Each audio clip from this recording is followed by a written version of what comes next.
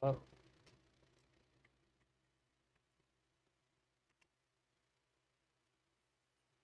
wonderful.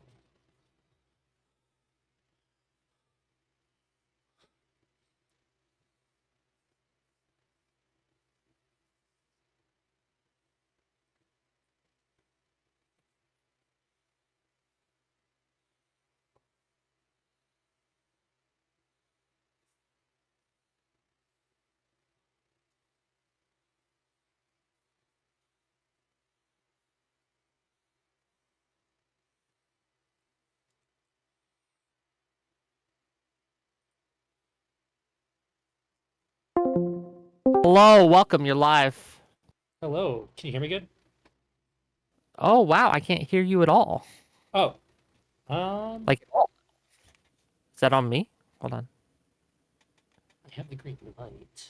Do I think she's a Russian spy? I don't know. Um, I know she does Russian talking points, but I don't know if she's a spy or not. Um, she's a dangerous pick for a lot of reasons, The hell? but I Hmm. hyperbole, but I could be wrong. I haven't looked into it enough. Matt Gates, however, I have looked into, and Matt Gates, uh, yo, I wouldn't let him. I wouldn't let him watch my niece. Okay, I wouldn't let him watch my kid. No, no way. Mm-mm.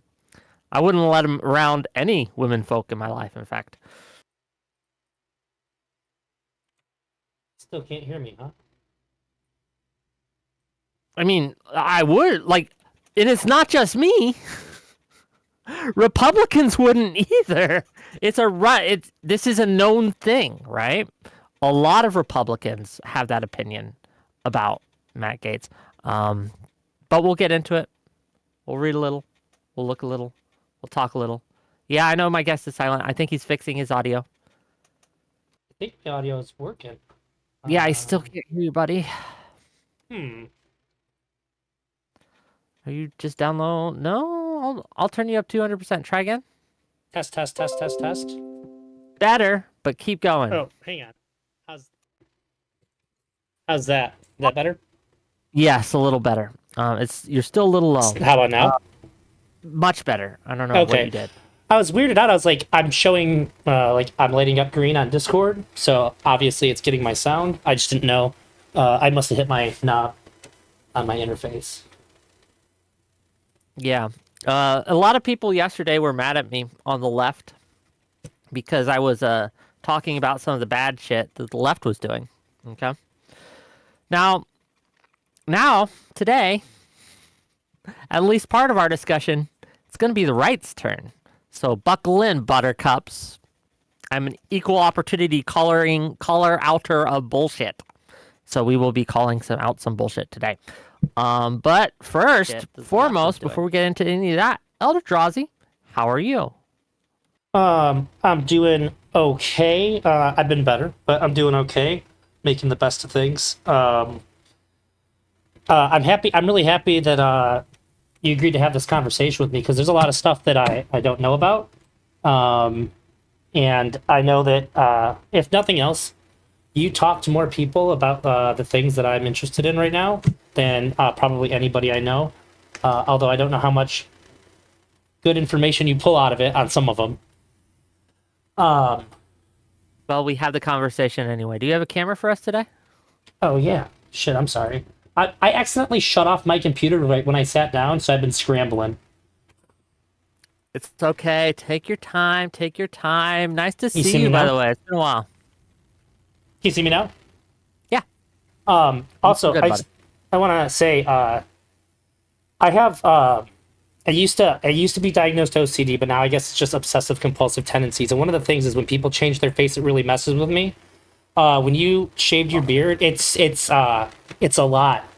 I didn't know how bad it was until people were able to take their masks off, and it was.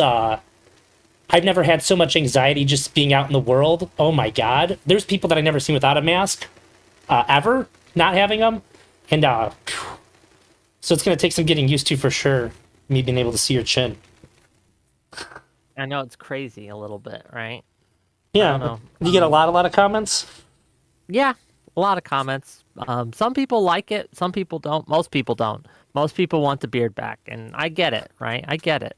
I, But I just don't like it because it's different. There's nothing wrong with it per se. I'm just it just interacts with my particular mental illness that you changed your face. Yeah. some dude paid me $500 to do it, and I'll do it again, right? Oh shit! Is that what happened? Yeah, they're like, I'll give you $500 if you shave your beard live on stream, and I was like, okay. Oh, I'll do that twice on Sunday, right? Like, okay, give me the razor. Let's go, right? yeah. I'd cut my hair if somebody was like, "I'll give you $500 to cut your hair." Yeah, That's super fair. All right. Well, obviously, right? Like, why wouldn't I? did they pay up? Yeah, Oh went to wow, my PayPal. So, that's good. Did you get the money well, I first? trusted this guy because he'd paid me some money before for other things, right? So, I mean, I knew he was good for it. That's fucking awesome. Yeah, I couldn't. I can't blame you in the least. That's a sweet payday to just shave your beard. Yeah, 30 minutes of work, $500. Yeah. I guess before we get started, can I plug my fundraiser real quick? By all means, go ahead, do what you need to do. So not everybody knows. Things have not been super great for me. I recently got divorced, and it's been tough trying to find like where I'm gonna be. A friend of mine has a place for me in Hawaii, but there's some cost involved with getting my dog over there. They require rabies antigen tests because it's a rabies-free island, and that's all really expensive. And just getting our plane tickets there, and then like we have a set plan.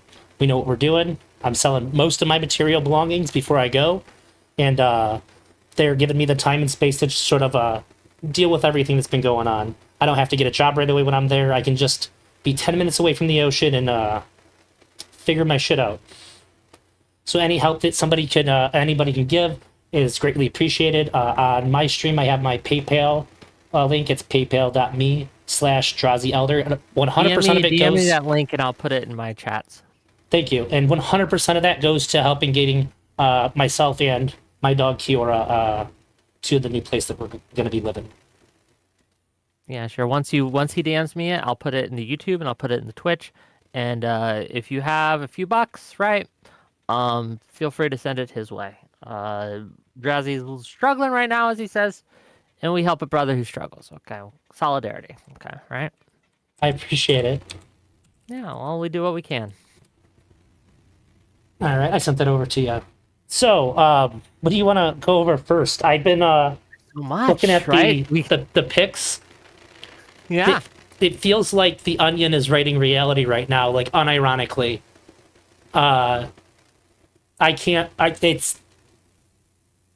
These are jokes that we would make. Like if you just go back like 3 months before we had any whiff of what was going to be going on, I feel like these are the things that we would like you would approach somebody who's going to vote for Trump, like, what if they put RFK in charge of health? They wouldn't even have a good answer for that because it's so cartoonish. Or what Matt Gaetz is laughable. It's weird. I don't need that one's weird, and I don't even understand. I want to talk about the Matt Gaetz for a moment because while I'm not sure he's the worst of the three, in fact, I'm pretty sure he's not. I think that it shows to me a special kind of hypocrisy that exists on the right. Right? A lot of them have been very concerned about certain allegations against Democrats for various sex pest stuff, right? very concerned, right? Always like, please release the Epstein list. I bet a bunch of Clintons are in there. That kind of thing, right? Yeah. Then we have Matt Gaetz, who for years has had credible, in my opinion, accusations against him that have been dropped, to be fair, by the DOJ because the DOJ didn't think the witnesses would be able, like a jury wouldn't be convinced by the witnesses. So they dropped the charges. That doesn't mean he's not guilty, right? So the House has taken up the investigation. They've been investigating for the last couple of years. They were going to release their report on the investigation, like their findings. They were going to release that on Friday, so tomorrow. Oh. But they can't now. Do you know why they can't? Because he was announced as a cabinet pick? Because he resigned. Not that Oh. isn't what did it. Because yesterday, Wednesday, he resigned. And so they were it was no longer under their jurisdiction, right? So now they can't officially release the report. So I don't know what that report says. But that's the most guilty shit there is. Does it not at least throw up a red flag, right? To my Republican viewers, right? Does it not throw up at least a red flag that 2 days before a release of a report on whether or not you did sexual stuff with a 17-year-old and a host of other allegations, right? This isn't just one allegation. There's a host of them, right? Before the House, the Republican House, to be clear, right? The Republican House Committee was going to release this report. This guy up and resigns so that they can't. Imagine this with any other job. Imagine if there's like a CFO of like Apple had an internal review, internal investigation being done about sexual assault within the company, and the day before they go to present it, he just quits his job. So that way there's nothing for them to present about. Like, you can't fire him or anything anymore. So he just steps down. In everybody's mind, he did that because he's guilty. I mean, like, again, I want to see the report, right? Because I don't want to accuse an innocent man, right? If the report exonerates him, let's see it. Let's see the evidence. Let's go through it. Let's talk about it, right? I'm pretty fair. I think I'm a pretty fair guy, but I feel like that's pretty objective. I hope it gets leaked, but I mean, I think it will. Yeah. What's the saying? Like, the innocent don't run. Like, and in this circumstance, the only reason to run away from that, like, what? Is there any other legitimate reason why he would have to resign right now? What's your IP says? File a Freedom of Information Act to find out. Congress is immune to those.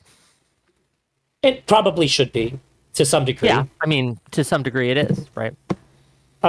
Did he state why he's stepping down? Well, he's resigning because he was called as the appointment, right? So, here's a timeline of events as we know him. He was on a plane with Trump. Okay, they were talking about appointments, and Trump releases announcement on Wednesday. I'm reporting Matt Gaetz. I think it was Wednesday. I'm pretty sure it was Wednesday he releases. Not sure. Might have been yesterday. Time is construct, but recently he announced his appointment. Okay, he announced his appointment, and then he resigns. Right, ostensibly because he's got to get ready to be appointed or whatever. Let me just read you real quick. This is from here. Let me see if I can have it up here. Okay, this is from the a gentleman by the name of Ben Dominic. For those of you who don't know, who aren't conservative scholars, which most of you have no reason to be, right? Ben Dominic is the co-founder of The Federalist. He's also an editor for The Spectator, and these are not lefty rags, okay? These are not leftist organizations. These are pretty right-wing, okay? This is a title of his Substack. I don't know what it's called, right? Matt Gaetz is a here. Do you mind if I just stream this real quick and you can read it together? Just go over it. What's the Substack called? I gotcha. Okay, if you guys want to follow along. Okay, and I'll just read it quickly. It's not long, and I think it's worth going over. Matt Gaetz is a vile sex pest, and any senator who votes for him owns that. Crush some Viagra and pour that Red Bull in your veins. I realize that we are occasionally given to hyperbole about the untoward nature of politicians, but let me be clear. Matt Gaetz is a sex trafficking, drug addicted piece of shit. He is abhorrent. His eyes are permanently rimmed with the red stings of chemical boosters. In person, he smells like overexposed Axe body spray and stale Astroglide. The fact that he boasted on the floor to multiple colleagues in the House of Representatives of his methods of crushing Viagra and high-test Red Bull to maintain his erection through his orgiastic evenings is perhaps the least offensive of his many crimes against womanhood and Christian faith. The man has less principles than your average fentanyl-addicted hobo. He likes them underage, and he's not ashamed about it. Matt Gaetz isn't just your average extreme Florida MAGA man. He's a hypocritical ass with the worst Botox money can buy, pursuing an ever thinner nose and higher cheekbones at every opportunity, like a real housewife gone mad for fillers. Every Republican in Washington has an opinion about Matt Gaetz, and 99% of those opinions are, keep Matt Gaetz away from my wife, daughter, friend, and anyone I care about. He is a walking genital, wars included as a bonus. If I was merely attempting to count the number of women I know who have had bad experiences with Matt Gaetz, I would run out of fingers and toes. If you vote for him to be the Attorney General of the United States, you don't just need your head examined, you need to be committed to a mental institution. The man is absolutely vile. There are pools of vomit with more to offer the earth than this STD-riddled testament to the failure of fallen masculinity. Again, this isn't some lefty. This isn't some leftist. This is a Republican. This is a conservative. Let's just deal with facts. Did Matt Gaetz transport an underage woman across state lines with the stated intent of her having sex with him and his friends? Yes. Did he later claim to Tucker Carlson that this woman did not exist? Yes. Does this conflict with the fact that one of his closest friends was convicted of having sex with this underage woman for pay? Yes. Are Gaetz and his orgy friends attempting to destroy the record, image, videos, etc., from this sex party to protect his political future? Yes. Does this matter to Republicans? Who can say? Donald J. Trump has the best judgment in politics. Of course he would never name a sex trafficking, drug-addled, lying, philandering piece of shit to be the Attorney General of the United States simply to avoid investigation. Or would he? Right? And this is a quote. Representative Matt Gaetz's resignation from Congress comes 2 days just before the House Ethics Committee was set to vote on releasing a highly damaging report outlining its investigation into the Republican. According to multiple sources familiar with the probe, the committee planned to vote Friday on releasing the report. Ethics loses its jurisdiction over Gaetz when he leaves Congress. The secretive panel has been investigating Gaetz on and off since 2021. President-elect Donald Trump announced that he would nominate Gaetz to be Attorney General Wednesday. And here's the real deal. Matt Gaetz is a line for how we assess the Republican Party. If they are truly a cult of personality beholden to Trump in ways that we could not even imagine for a party that rejects cults and idol worship, they will approve this choice. But if they have a degree of independence, any kind of free thought, mindful of the fact that a presidency is 4 years but your career is forever, they will reject this choice so emphatically that it sends a very simple, straightforward message. You can be an absolute dirtbag wannabe pimp, pounding dick pills and caffeine while you film your girlfriend twerking on the gram, or you can be a Republican. The choice is yours. Damn. Look, this is not the only Republican conservative who has come out strongly against Gaetz. I, on my show, all the time, defend the Republicans who watch me and Republicans in general as not being evil. I think it's wrong when people say Republicans are evil, they're scum, etc. I think that's wrong. If the Republican senators appoint this man, I don't know what I may have to rethink my priors. I don't know. This is like I got some red lines. Fucking kids is one of those red lines. I don't know. That's just me. What are your thoughts here? I just want to make sure I get this. I just want to make sure that I understand the primary claim correctly. So the idea is that he he had a 17-year-old transported to a state where it would be legal for him to fuck her because it wasn't where she was at? Did he move her to a? Is that what he did? Because He that's drove her crazy. across straight lines. State line. That's the accusation. Yes, that he transported her, an underage woman, across state lines to go to this party, this sex party. They were having. Okay. So it may not have even been for that. That's It may not have been. He may not have been the one fucking her. Okay. But his friends were gonna, and one of his friends did, and is spending 11 years in jail for it. Right? Oh, okay. Like, so he didn't even take her to a state where the age of consent was 16 instead of 8. That's You ever watch Parks and Recs? No. Oh, okay. There's a politician who's like constantly, every time they show him, he's like involved in a sex scandal that's getting exposed, and that's all I can think of. It's I said it just a little bit ago too. Like, it's cartoonish. It's the levels of corruption and abuse of power is just it's astounding. And ideally, this is exactly what people who want Donald Trump to be president want to get rid of in government. Well, no. They don't want people abusing the system. Let me steal Congressperson, or let me steel man the Republican who would want Matt Gaetz in this. Let me do it, because there's an argument here. Matt Gaetz is very anti-establishment, right? He's against corruption in government, etc. And they have reason to believe that he would do what they want when it comes to kind of cleaning house and getting rid of corruption in the DOJ, etc., etc. That's all fair, and that might even be true. But what I'm begging, that's counter to my argument, though.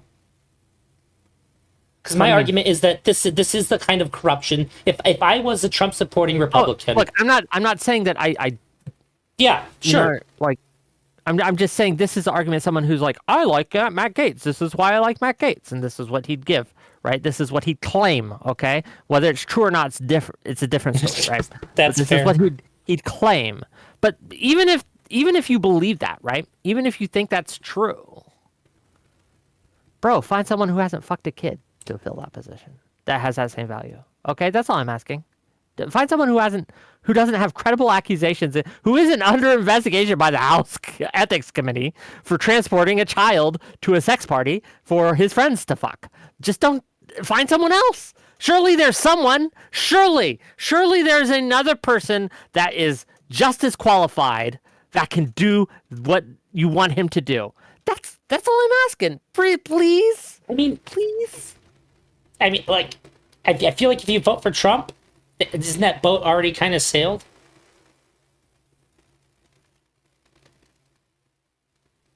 I mean, the specifics are different, but like the substance is pretty fucking similar. Like, Trump lost his civil case, and he was definitely the one doing the sex pestery. Mr. Girl endorsed Gaetz. That's good enough for me. Did he really? Or are we just funning with our friend Elder Drazi right now? I assume if he made a comment about it, it would have been satire. Mm-hmm. I don't know. I don't follow Mr. Girl. I have no idea what he says anymore. But that's beside the point. Like, somebody in my chat said the correct term was trafficked for that girl. Oh, sorry. My bad. Okay. Sure, I guess. Right? Like, I mean, well, actually, she was just trafficked. Okay. I mean, if you're taking a child to a sex party across state lines, that's probably the correct term, right? I guess. So it's kind of like I'm not a lawyer. When these kinds of things happen, it's sort of like when like if they're trying to soften it up to make Gaetz look better, they might say the young woman instead of the child. Do you know what I'm saying? Yeah, I get you. So it's probably good that we use accountable language to talk about people doing deplorable things. And again, this isn't the only time that people have accused him of doing some weird stuff, weird sex stuff, okay? And I understand that we don't put someone in jail for accusations. They have their day in court, all that, right? I get it. But I wouldn't let O.J. Simpson watch my niece and nephew, even though he was found not guilty in a court of law. there was enough there in that trial that I was like, maybe you didn't do it, but I ain't letting you near my kids, right? And I think the same could be said with Matt Gaetz. I think that there might not be enough evidence there to get a conviction from a grand jury or in a court or anything like that, a court of law, where you have to do beyond reasonable doubt. And that's fair.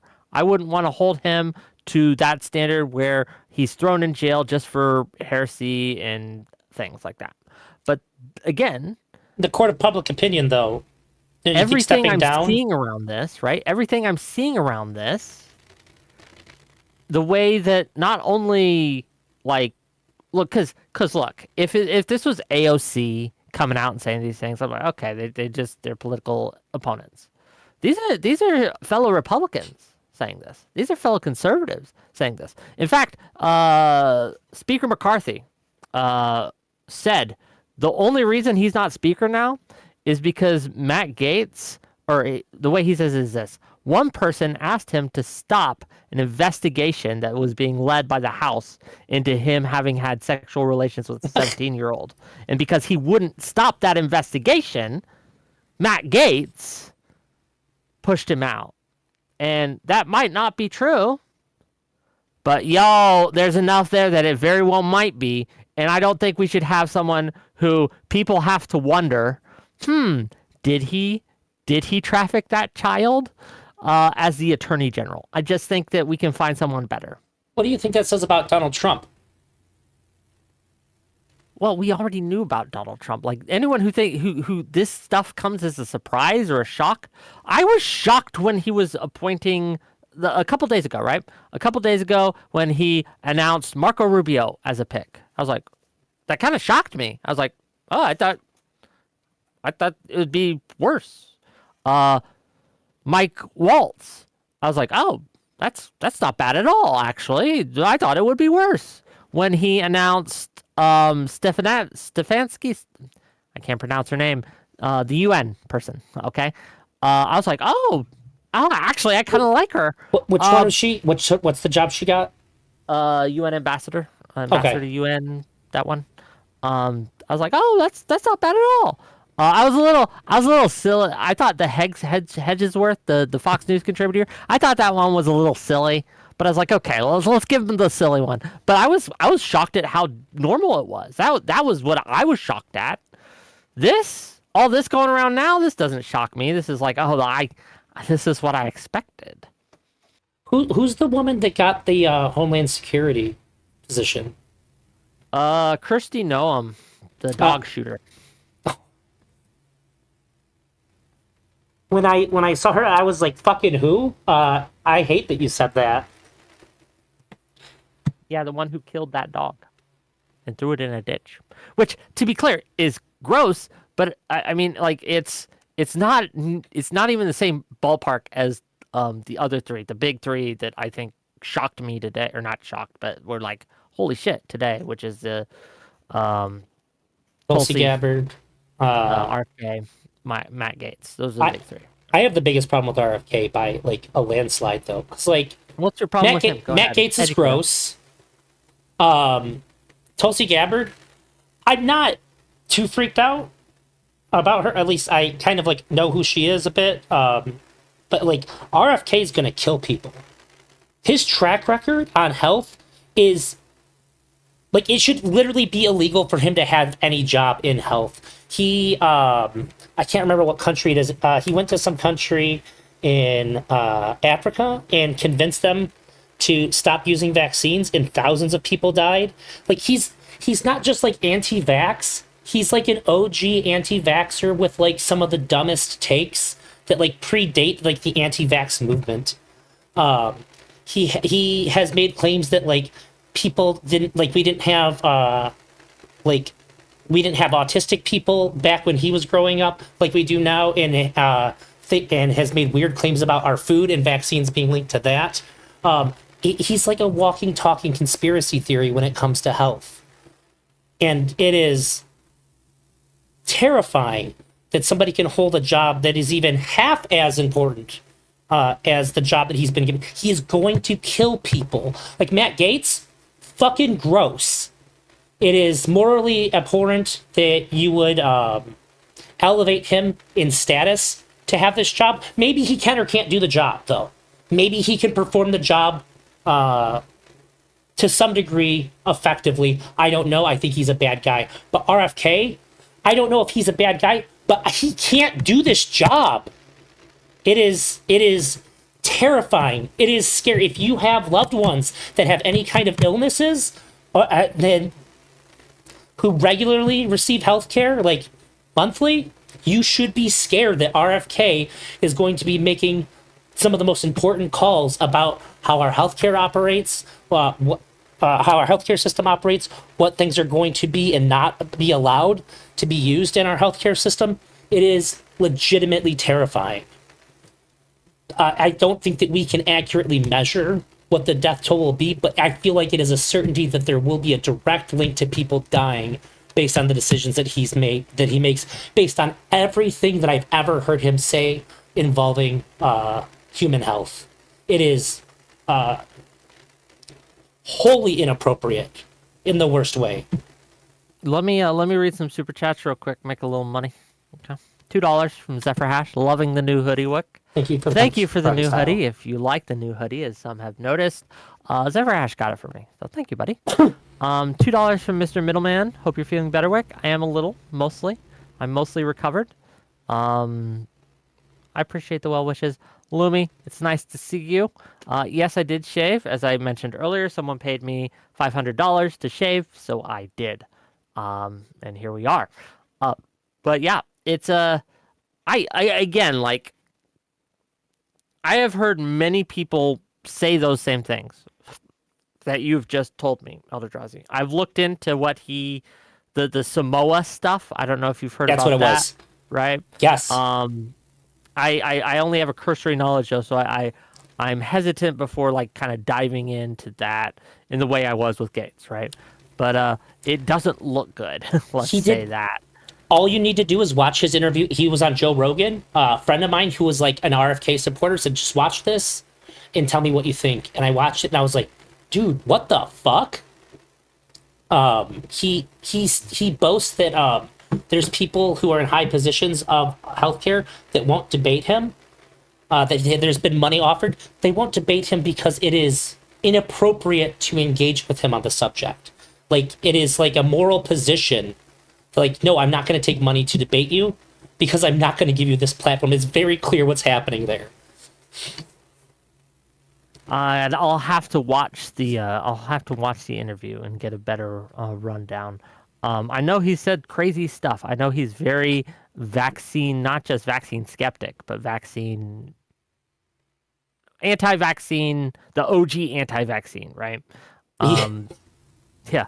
So, I mean, like, he said things like there is no vaccine that's ever effective, and that's just not true, right? Like, when I was in the military, we received many vaccines, and I guarantee you they were effective. They kept us safe. They weren't 100%. Nothing ever is. But again, we have a wealth of medical knowledge on this that is just... I mean, it's there, and you can look at it, and you can interact with it, and to say that all vaccines just don't work. My fear with this, he has said that. It is the fear, right? My fear with this is like we've defeated several diseases, polio, right? There's a few others. Smallpox. One of the greatest achievements in humanity was eradicating smallpox. And one of the ways we did that was through vaccines. And if we stop using these vaccines, we can undo a lot of the good that we have done. Man, there are kids that are alive today because of vaccines, right? And without them, it is a concern. I'm also concerned with a lot of his takes on things like sunscreen. Like, he doesn't believe in like sun cancer and things. But again, these are things I have to look into more. I'm not incredibly knowledgeable on this. So I encourage everyone to look into these things. Cacophonies, stop fucking lying. You tell me where I've lied today. Show me. point the lie out. Look at your last statement. Let me scroll up. He doesn't say all vaccines don't work. His issue was that they were granted immunity from damages, and we jumped from No, that's not 30? true. He said that no vaccines work. What they did is that this is what he said, that there are toxins in the vaccines, and so they're measuring an immune response that is a response to the toxins, and it is not the immune system is not responding to the deactivated virus that's in the vaccines. It's to the heavy metals and poisons that are in it, because none of them work. That is what he said. That they don't, like, the way that we understand vaccines to work is it allows your body to your immune system to train itself against deactivated viruses, or in the case of like mRNA, like a part of a virus. He's saying that the immune response that they measure to say that it works is caused by toxins that are in the vaccines. And that's how all of them are proven to work. I fucking heard him say it and I lost my goddamn mind. You don't forget hearing somebody say something like that. It's crazy. Now, what your chatter said is true. He did also say that, but he also said the shit that I just said that he said as well. He says a lot of stuff. Yeah, I wonder how much of that came from the fucking worm that was inside of his brain. You want somebody who had a worm inside their brain in the highest position of healthcare in the United States. It's insane. They're sluts for the data. That's what they're saying in the YouTube. Can you, here, while we talk, find the clip, right? Because Try. Yeah, I watched do. the whole thing. I understand. Find the clip if you can. If you can't, and someone else can, please provide the clip, because yes, that would be nice. But oh, shoe boots. Oh, is this it? Wow, that was fast. What am I looking at here? Shoe boots. Oh, here it is, right here. Oh, it's right. Okay, this was easy. This didn't take long. Here, we'll go through the trailer together, gang. Here, I'll stream it.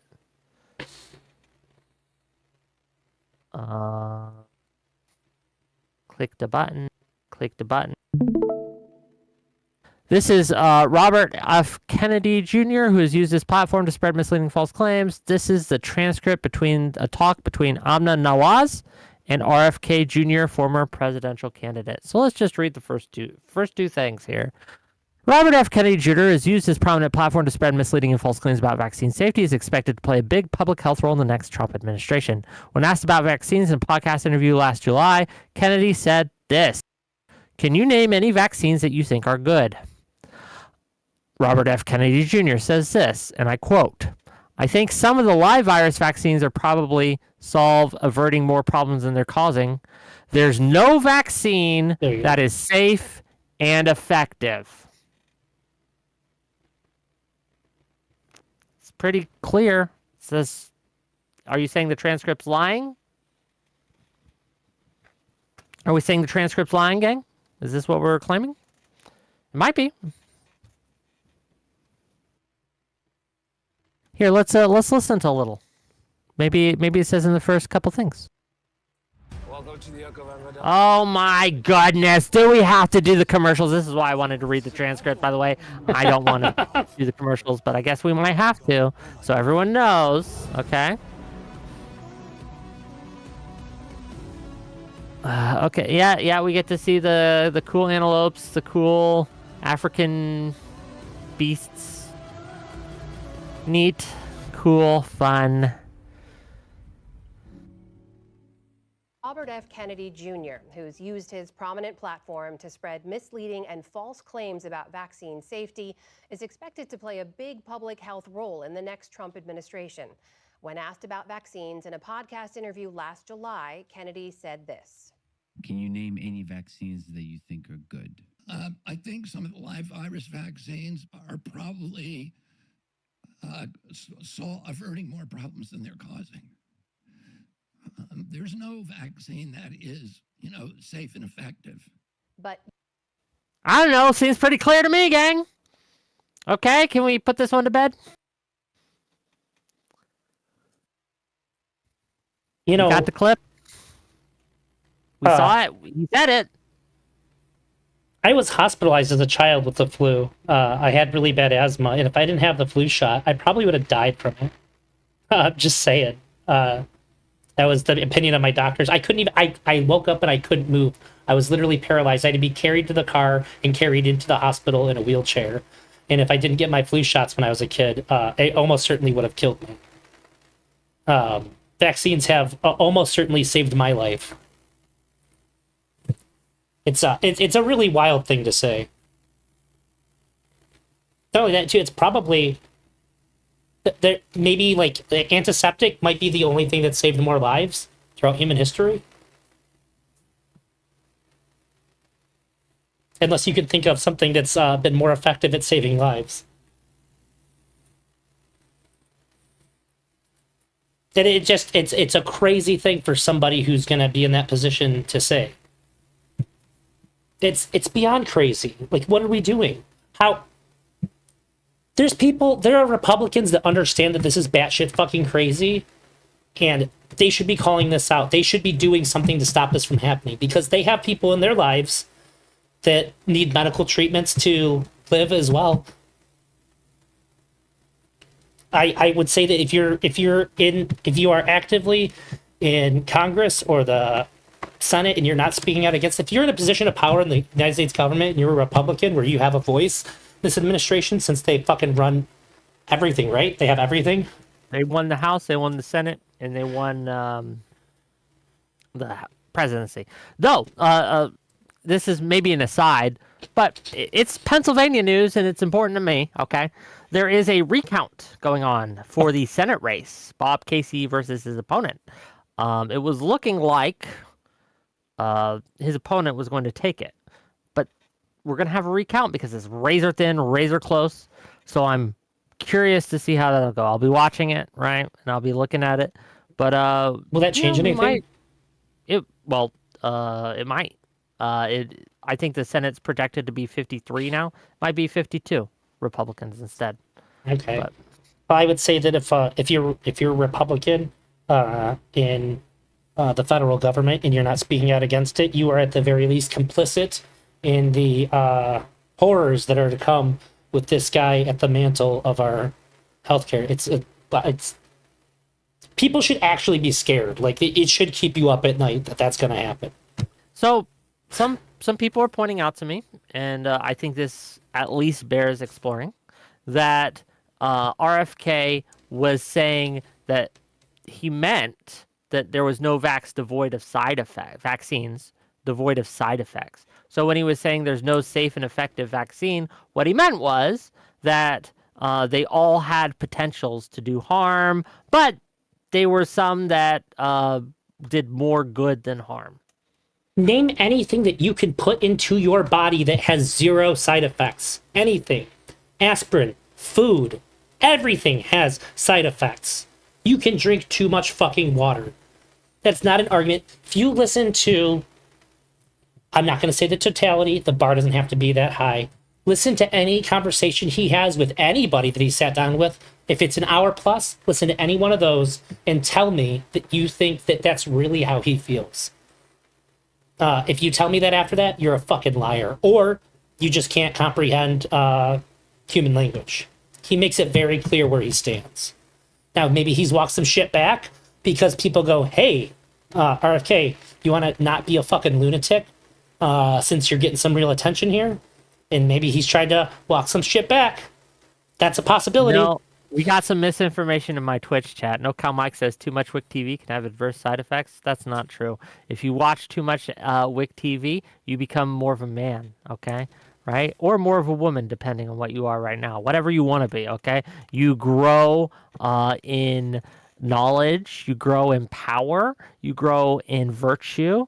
All these things are true, and there is no downside to it. No adverse side effects. So I encourage you to continue watching and continuing to neglect your friends and family in order to watch my show. Nothing bad will happen. I promise you. It'll all be okay. So there you go. I really like that you claim that it increases your gender. You gain more of the gender you already have. I like that. Cacophony says, yes or no, was safe and effective the line they were spinning about the COVID vaccine to downplay any threat of side effects? Sure. But what's that have to do with what he was saying? The COVID vaccine was safe and effective. It is. He didn't say COVID vaccines. He said all vaccines, right? Every single one. And again, it was just a clip, but you guys can do your own due diligence. I'm here to give you my opinion. And again, a lot of people are out here, right? It's funny to see the flip. It's funny to see the flip because yesterday I had a lot of lefties mad at me because I was calling out lefty stuff. Today we're calling out righty stuff. And, you know, it's just damned if you do, damned if you don't, I guess. Everyone's going to be mad. But what if you're non-binary, Kyle Rich? I don't know what to tell you. You become even more androgynous. The gender from us leaves and goes into the other people that are increasing in their gender by watching Wick TV. Zero Fox considers RFK a lefty, by the way. By what metric? Okay. By what metric? That's what I just asked. That's literally what I just asked. I- Come on, keep up. My brain was shorting out from hearing that. I didn't hear you say that at all. I was trying to rebuild my synapses. Oh my god. So why is Tulsi Gabbard super bad? Because I've heard her Tulsi talk. and seen Gabbard is interviews. actually the one that. So Matt Gaetz is the one I know the most about. Mhm. RFK Jr. is the second most. Tulsi Gabbard, I know the least about. Though I have heard her stances, and I just fundamentally disagree with her stances. So all accusations aside, what she wants to do, which is basically cozy up to Putin, right? To not into Assad in Syria, right? I just fundamentally oppose. I think that's bad ideas, and so I don't know if she's like a Russian spy or a shill. I don't know. But the fact that she has made comments and the things she has said have basically been Russian propaganda makes me not want to support her. That's why I think she's bad. Now, a lot of people have got these conspiracy theories about how she's like a Russian agent. I don't know if I buy any of that. I've read that, but I don't think I've seen somebody ask, "Is there any legitimacy?" I think I seen Lactoid ask on Twitter, "Is there any like legitimate evidence to suggest this?" And I didn't see anybody putting any up. But doesn't it kind of almost feel nice to disagree with a pick based on like policy? Does it? Like, these are really bad policies. Like, I mean, the other one we have, like morally abhorrent scum human being. The other one is like basically just a fucking crazy person who has no business having a job that impacts other people. And $10 real quick. Sorry. $10 from Dwight Baldwin to say, all due respect to you two. As people who come across as sedentary and eat a lot of processed foods, ironic you criticizing someone trying to get people to eat healthy and exercise. If that's all he was doing, do you think I would be criticizing the man, RFK Jr.? Do you think that my criticism is oh no, he wants us to get healthy and exercise more? Why would I criticize that? Did we say anything bad about that? Did we even comment? I don't think so. My issues with RFK Jr., as I understand it, is that he's a vaccine denier, and this is perhaps also pretty damning, I believe he's going to gut research into vaccines. He's going to gut the Food and Drug Administration's like regulations and things, and it's going to make food that you buy at the grocery store less safe to eat. And I have a real problem with that. Simply exercising more and eating healthier. Bravo, buddy. Like, I think I should do that too. He's like supermarket capitalist when it comes to health. If somebody's putting out a food or a drug that's like killing people, they won't be able to survive in the market, and the market will correct for it. And after it kills people. Yeah, I guess you'll have to get somebody who's really familiar with Tulsi on so I can learn about it because it seems like you got the Matt Gates down pretty good, and I know plenty about RFK. I can't believe I forgot about that. I get so worked up about the vaccines, but yeah, he has. If he has his way, it seems like the thing that'll happen is people will die, and then people will just stop using that food or John from the medicine. web says we have no basis to say he's going to get the FDA. Can you give us your basis to say that? I know what I would say, right? He's Well- made a lot of comments saying he doesn't believe that the way that the Food and Drug Administration handles themselves is correct. Yeah, and like I said too, he wants to have a market approach to regulating what's on the market. He wants to let people die and go, oh, we don't want to buy this anymore. Which I don't know how we're going to investigate what's causing people to get sick and or die from food and drugs if we're not having these regulations in place. Like if I don't think that you can do. I don't think you can do away with those kinds of regulatory bodies without defunding them. So I can't imagine that their investigative bodies are going to maintain their capabilities that they have today. And why would What's he your allow them first to quote? anyways if he wants the market to dictate it? So this is from an article, Stat News. Okay, I'm reading this now. Big changes could be coming to the FDA under a Trump administration. On Wednesday, RFK Jr. suggested he'd fire officials in the FDA's food division, but said he wouldn't pull vaccines off the market. My colleague Lizzie Lawrence did a deep dive on what an empowered Kennedy could mean for the agency. Based on his public statements, RFK Jr.'s agenda could include an effort to eliminate drug company user fees that help fund the FDA, loosening regulation of raw milk, personally reviewing data on vaccines to judge their safety, and cracking down on ultra-processed foods and food additives. Public health experts say there's a fine line between reforms to the agency and dismantling it entirely, and there's a whole article on this.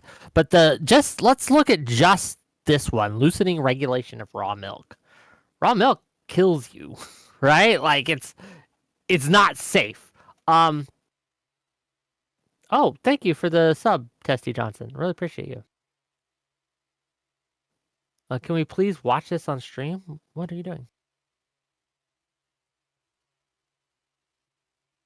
Okay, we can actually. I think this is important to the RFK Jr. fans. Okay. This is RFK Jr. Let's watch it, ladies and gentlemen.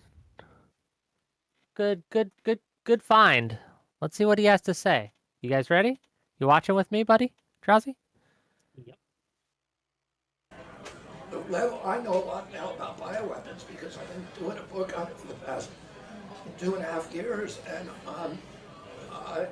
you know, the technology that we now have to develop these microbes, we've put hundreds of millions of dollars into ethnically targeted microbes. The Chinese have done the same thing. In fact, COVID-19, there's an argument that it is ethnically targeted. COVID-19 attacks certain races disproportionately.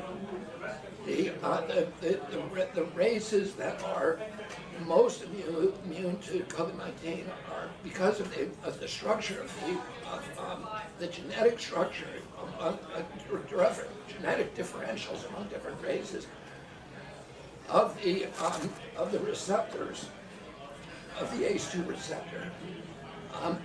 COVID-19 is targeted to attack Caucasians and black people. The people who are most immune are Ashkenazi Jews and Chinese. But we don't know whether it was deliberately targeted that or not. But there are papers out there that show the racial and ethnic differential impact to that.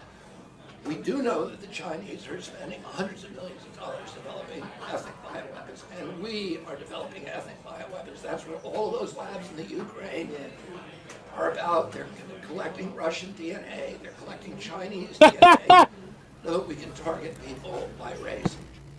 Do you see the guy sitting behind him at the end there?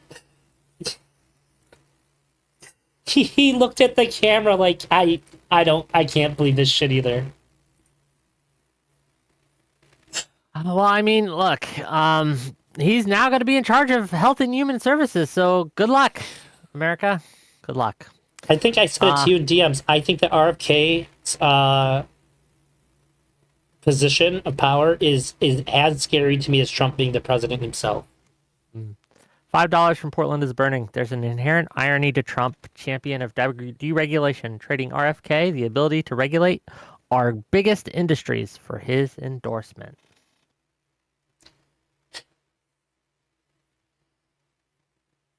I think there's a lot of people that are super stoked on Zero it Fox too. says this to you.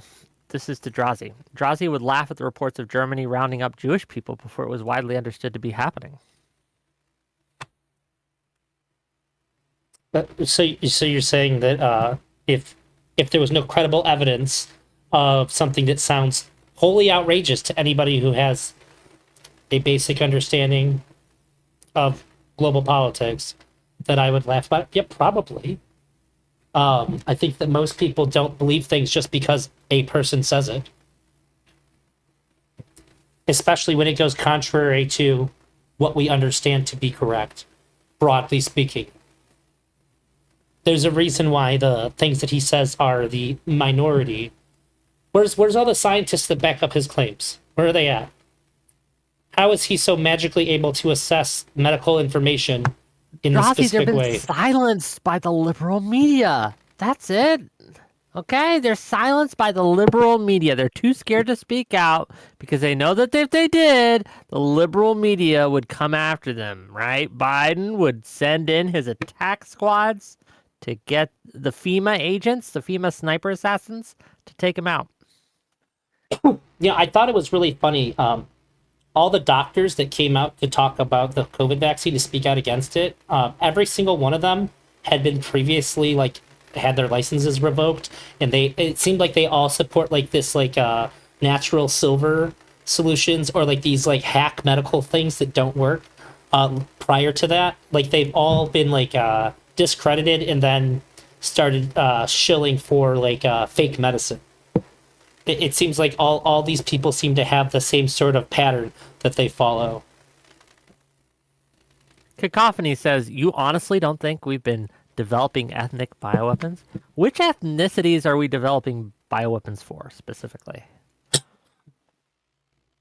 For the Jews, for the blacks, for the Arabs? Which ones? The Russians? The Chinese? I like I like the confidence for somebody to say that, as if there's somebody in the lab all right, can we get this to kill Mexicans 5% higher though, and then we'll be hitting our mark, and we'll get more funding to continue into next year. This is what they must be imagining is happening in our bioweapons research facilities. Hold on. Cacophony, and I'm going to just quote this, okay? All of them. You are literally talking about a government that spent money developing a literal gay bomb.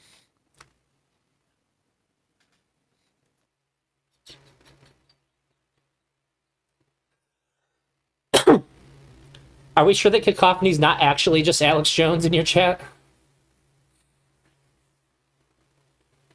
Was the bomb gay, or was it... I'm just not sure, right? What was the bomb like? Did it like other bombs? Or That's was a this very good response. I'm not saying it worked. Yeah? I mean, to be fair, in all fairness, if our government thought that a bomb could be created to make people gay, no, we should probably try to figure that out. I thought he said that they were going to target the gays and take people out, right? Take the gay people out. But no.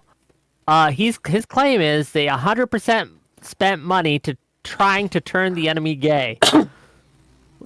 You know what? Yes, but that wasn't a bomb. That's Enrico Iglesias, okay? That's what they spent that money to do, right? They didn't. Why would you use a bomb to turn people gay? Look, okay? Hugh Jackman. That's all I'm saying. I was Okay? just gonna say, do All we I'm really need a saying, bomb Hugh Jackman. That's all I got for you. when early I would 2000s use Will the Smith bomb to do exists? that.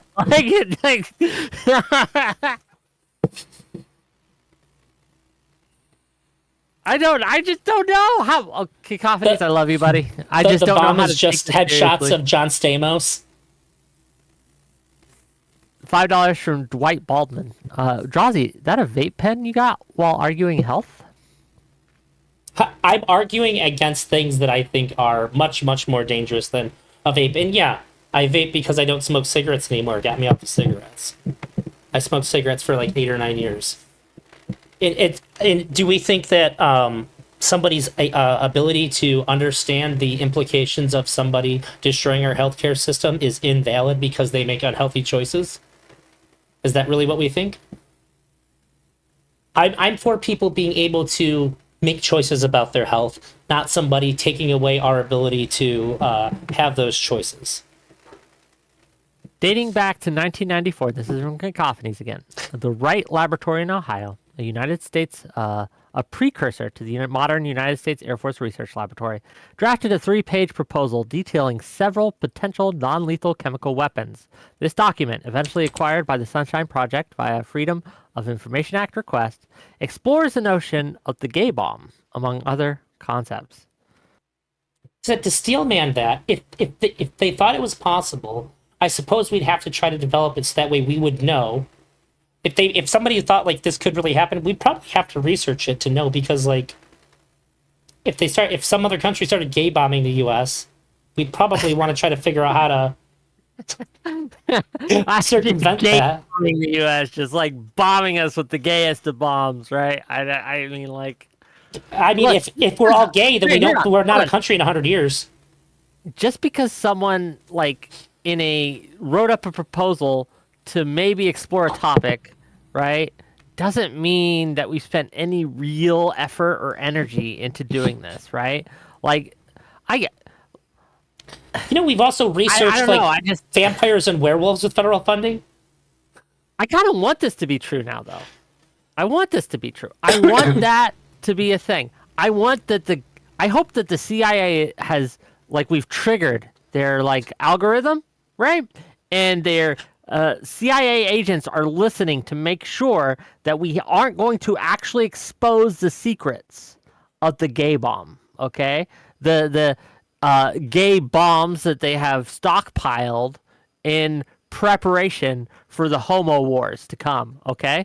And it's not what you think, because in the future, only the queerest of countries will survive. So they're going to turn these gay bombs, instead of the Russians like we initially planned, they're planning to turn it on our own people, okay? Me shaving was just one signal. That turned like a few people gay, okay? When I grew my beard back, it's going to turn a little more people gay. That's the gay bomb, right? That's what they're talking about. That's what the government has put money. You think that progressive victory money I was getting, like, you think that was to push an agenda, a political agenda? No. That was a cover. What they were doing, they were funneling money into my account because they knew that I was the gay bomb. Not that I'm gay. I'm And it's a straight. dirty I like bomb. women, ladies, right? It's a dirty, dirty bomb, right? But not that I'm straight. Not that I'm straight. I like women, all that, right? But look, the manly men who watch my podcast, right, are all like, "Ooh,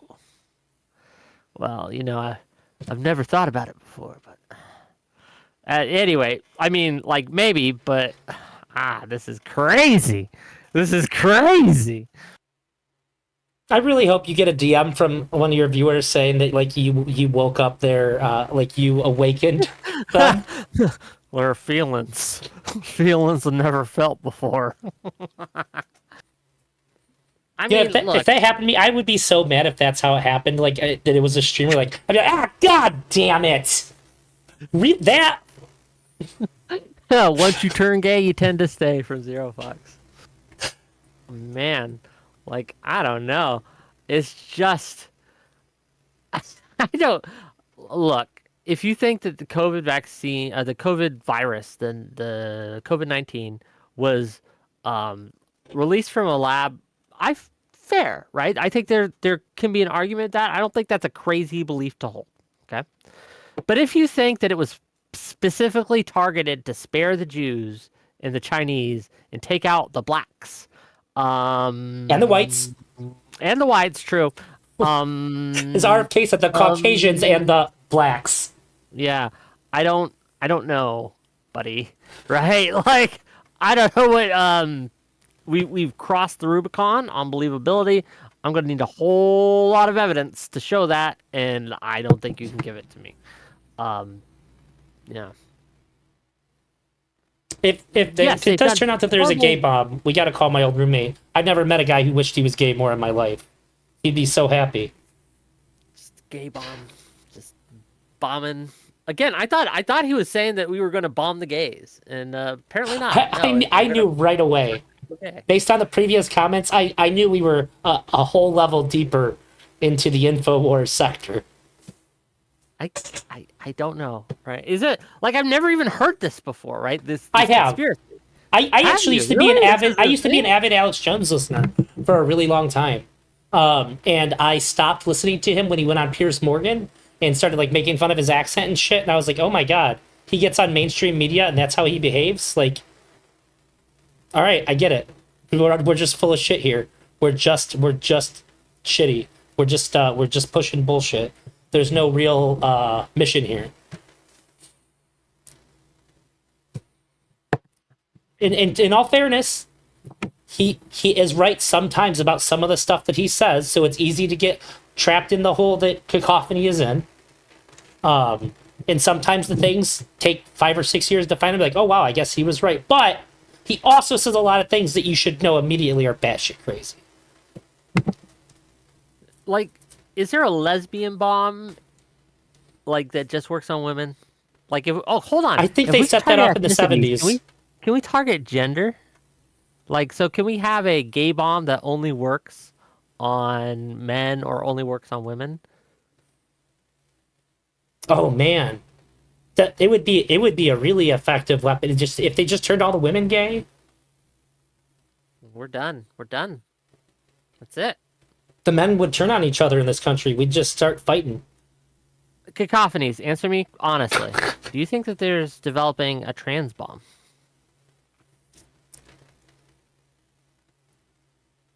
Do you think that the government has spent money, research, investment to making a bomb to turn people trans? Sorry, I know you had a lot we wanted to talk about today, Elder Drazi, and we'll get there. Cacophony says, I think the trans bomb was internet porn. The trans bomb got me so good. There's a bright flash of light outside your window. You're just like, well, I don't care for this thing anymore.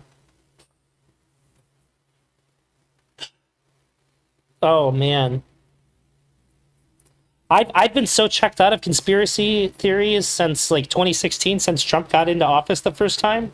It's really funny to hear what's passable as a conspiracy now.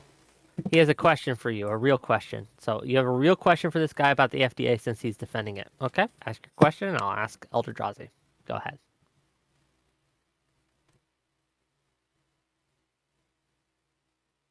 Jacques Zulu says, looking at my own cock turned me gay. I mean, whatever does it for you, buddy. I don't judge. Alzerian says, I'm on break. What am I missing? You're missing the gay bombs and the trans bombs. And Being gay for your own dick's kind of like hitting the jackpot, huh? You can get exactly what you want every night. once Cacophonies types... Okay, here we go. There you go. Please... Okay, so, Wick TV. Please defend the FDA, and they're making all our food corn-based. Corn syrup and seed oils. Also, please defend the selling of white striped chicken, all of which they have approved. Go ahead. I don't think that they're requiring these things to happen. They're simply saying that it is safe for human consumption, and then the market dictates it from there. If you have an issue with those products, you should just not buy them. This is about allowing people to make choices about their health. Like I said prior, the FDA is not there to make us all healthy. It is there to stop us from having being able to purchase poisonous, bad products that are clearly not safe for human consumption. After that, it is our responsibility to make choices for ourselves. If you think the FDA is only good if they're only allowing us to consume what is optimal for us, you're in the wrong country. This is America. He says his response: people can make no choice about white striped chicken. Also, seed oils and their link to cancer is becoming way stronger, and more food has been converted to it. Hey, I'm not saying that it's perfect. For sure, the what's the artificial sweetener? Sucralose or saccharin, whatever the hell it is. It damages DNA. That shit needs to get pulled off shelves. It's in a lot of energy drinks and stuff. It damages your DNA. The study came out about that. There's certain, if anything, I would say the FDA probably needs more fucking funding. $5 from Dwight Baldwin. What is the acceptable metric for what is considered a safe food? Well, I'll give you mine, Dwight Baldwin. I think that any food that will kill you if you eat it because it is tainted with disease or something over a short period of time, like a week, would be pulled off the shelf. Or known to like have lead in it or some other thing like that, which would damage you over consuming it for a period of months. But things like having too much sugar in your food is a different thing. It's on a different scale. Does that make sense? That's my answer. Would your answer be different? I'm not sure. One of the best examples of how the FDA is essential that we've all bore witness to several times throughout our lives is when there's an outbreak of mad cow disease and it gets that meat pulled off the market. McDonald's has several times had mad cow disease infected beef in their supply chain and has been recalled and removed. Not that long ago, we had peanut butter that was recalled and removed, Jif peanut butter. These are the kinds of things that the FDA stops from happening all the time, and you don't even hear about it. The mad cow disease we hear about because it's usually so far into the supply chain to where people need to be alerted about it. But I get alerts every day about products that are pulled off the shelves because they're found to be unsafe for human consumption because of contaminants and whatnot. Yeah, but it really comes down to us being able to make choices within a realm of things being not deadly for us to consume. Because if we didn't have that, people would be like you would have people making cereal and just continuously adding sawdust to it until people could taste the difference. That's not a world we want to live in. $2 from Soyaddle. Since when did Drazi get brainworms? What am I saying that's out of line here? Is Wick engaged in debate combat? I'm not really debating anything right now. I'm still stunned by the gay bomb stuff. It's wild to me, but here we are. Cacophony says the FDA just approved feeding cows seed oil by products as feed. Do we have information that says that feeding cows seed oil is going to make the meat toxic for human consumption? It's the gay bomb. They're going to make the cows gay, which will destroy our food supply, okay? Because there won't be no more cows, and they'll all be too busy watching, like, Oprah and The View, okay? And so they won't get anything done, and we won't be able to eat them. Because if we do, we'll turn gay, and no one wants that. So... okay, here we are. Okay, we've covered this. You came. You wanted to ask me some. You wanted to ask me some stuff. I think we've covered this. Yeah, I want to talk about Israel Palestine. If you'd like, go ahead. Firmly shoved my head in the sand when all of this happened. When was it in October? What was the date? I've heard October 7th. October 7th. Okay, October 7th. As soon as that happened, I was shocked because I thought that they had been at war like basically my whole life. That's how uninformed I've been. And then as I've seen things develop, it seems like both sides have such compelling narratives that people feel so strongly on both sides. And there's like no room at all to even hear a dissenting opinion, that I don't feel like I can trust any videos or literature on it because I can't interact with it. I feel like if I read something, the narrative will be so compelling that I will just believe whatever I'm exposed to first. And I don't want to have my mind made up that way. And so I have avoided all of it. I haven't been on any panels specifically about it or anything like that. And so I want, at least at first, can you give me like an overview of the two sides of this? And so I kind of wonder We're asking like, can you solve the Israeli-Palestine conflict for me? Can you kind of give me both sides of the arguments here? Who's in the right and who's in the wrong and why? So like, who's the genocide deniers? Who's the anti-Semites? Are they the same people?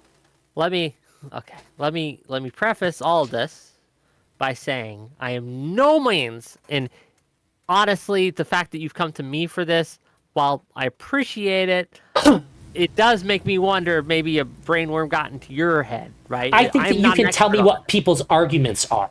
Sure. Okay. I am not, again, an expert at any of this. I have my own biases. I don't know everything there is to know about I think you are an expert about what people are arguing on both sides. Okay. Because you've had how many panels on this? More than a dozen, right? A lot. Yeah. So let me give you kind of the very, very top level kind of baby's first argument on Israel-Palestine from both sides, as I understand it. So from the Palestinian side first, okay? They existed in Palestine. Colonizers, Israelis, Jewish people came over, started buying up the land, using other legal trickery to get them off the land, using warfare, violence to assault them off the land, and have been doing so since a long time, right? Since the 30s and things like that. Right? Oh, okay. And it got to a boiling point in the 40s, right? They had their war, and ever since they've been oppressing the Palestinian people, keeping them in open-air prisons, gradually taking their land, both in the Gaza settlement and the West Bank. Where were they coming from? Huh? Where were they coming from to do that? All over. Okay. All over. Like, I'm giving you the both arguments, so they're both going to be incomplete. Trying to make sure that I understand. Yeah. So, and because of this, right, and because the Palestinian people still aren't allowed sovereignty over their own land, right? They don't control their borders. They are subject to the whims of the Israelis for their own defense in a lot of ways. Their people are killed by IDF soldiers, even when they aren't at war, even non-terrorists. There is a different set of rules for Palestinians that they don't get to decide, but that are dictated upon them from the Israelis, and therefore they have a right to resist this occupation, to resist these people who have come, who have stolen their land, taken their stuff, and basically, kicked them out, stolen their homes. They want a right of return, which is the right for Palestinians who have fled from Palestine due to the wars and aggressions and the deprivations. They want a right of return for anyone who can prove that this is the case to come back and be able to live in the homes that were once theirs. And Israel has denied them this and basically stolen their land, stolen their homes, and this is unacceptable. The aggression by IDF soldiers and the IDF in general has slaughtered thousands of their people, of their children, of their women, who have done nothing wrong, nothing to deserve any of this, and they purposely target, in many cases, the civilians, and this is just wholly inappropriate. They would call it a genocide, many do, how they are being ethnically cleansed from the land, pushed off, so that the last remnants of their land can be stolen, as the Israelis have done for decades and decades and decades. That is the kind of like baby's first argument, baby's first overview. There's so much, right? Like, sure. Again, I'm not an expert, but that's kind of the argument. Does that make sense? Okay. And then what's the other side of the argument? Well, the Israelis They legally purchased the land from the Ottoman Empire and from other places, and they were looking to settle there after years, right? The Ottoman Empire, Decades. that's mostly Turkey, right? Ottoman Empire covered all this area, right, for a while, right? Okay. It was a big thing. So they purchased it from these people, right? They legally bought it, right? And the land was theirs. They wanted to return to a homeland after the Holocaust, which was the climax of centuries of persecution by everyone in the world. Russian pogroms, France, Britain, all over had been killing them, raping them, destroying them. They needed a nation of their own because there's nowhere that was safe for them. And Hitler, the Holocaust, showcased that. But again, Zionism, as they would call it, was a thing that had been going on for decades before the Holocaust, right?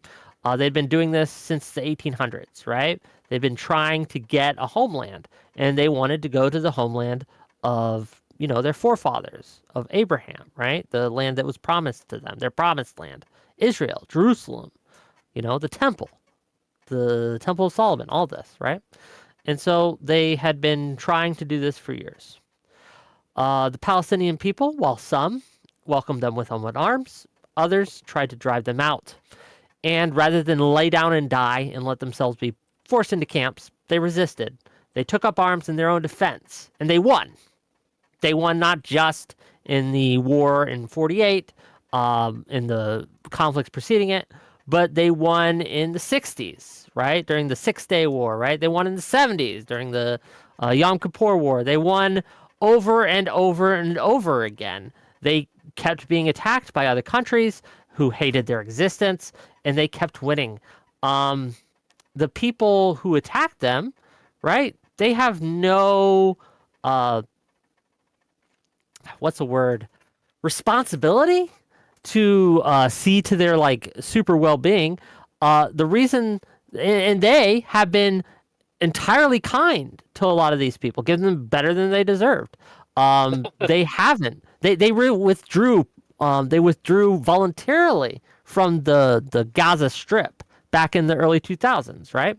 After the Second Intifada, after people were literally blowing up school buses. They are under constant attack from these people. Hezbollah, Hamas, the PLO before that, other groups before that, right? That have been constantly killing their people. I don't know if you know of the terrorist attack in the 70s on the Olympic Games, where a bunch of PLO people came in and just killed all the Jewish medalists, Olympic participants. They just massacred them, right? And this happens over and over and over again. So again, yes, they have a border wall with Gaza. Yes, they control who comes in and what comes in and comes out. Because if they don't, they get blown up and they get killed. And why would they ever allow any other country to do that? They have tried to work with the Arabs, work with the Palestinians in order to give them their own land, right? They have tried during the with Yasser Arafat. I'm blanking on the name right now of what those accords were, right? But they went and they tried. They worked out a deal. It was rejected. They tried again with the napkin accords, quote unquote, right? They've tried at Camp David with the Clintons, right? They keep saying, "Hey, we'll give you this," and the Arabs keep rejecting it. The Palestinians keep rejecting it over and over again. So at a certain point, we've given you what we're going to offer you. We let Arabs into our country, right? They are able to hold positions of government. They're able to participate in our military. They're able to host jobs. What do you want us to do? And with this latest attack, this October 7th attack, Hamas has to go. They stole hundreds of our people. No other country would let that happen. We have to rescue the hostages. And Hamas grossly puts men, women, and children in front of the bombs and the missiles and the bullets They purposely designed their infrastructure to put their civilians in harm's way, daring us, right? Daring us. And we try our best to limit civilian casualties. If we wanted to, we could do a genocide. We could show them what that word really means. But we have been extra careful in trying to limit the damage of our bombs. That's why you don't have 2 million dead, and instead you only have 30,000 to 50,000 dead. We're going to keep doing it until we get Hamas. And that's kind of the argument here. Like, we have a right to exist. We're not going to let you kill us. And yeah, we'll defend ourselves. That's the argument.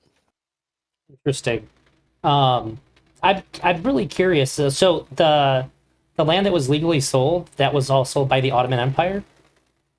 There's several groups. Like I said, I'm not an expert, right? But Okay. the Ottoman Empire kind of owned the land, right? And there's a lot of selling being done. The British owned a lot of that too, right? Okay.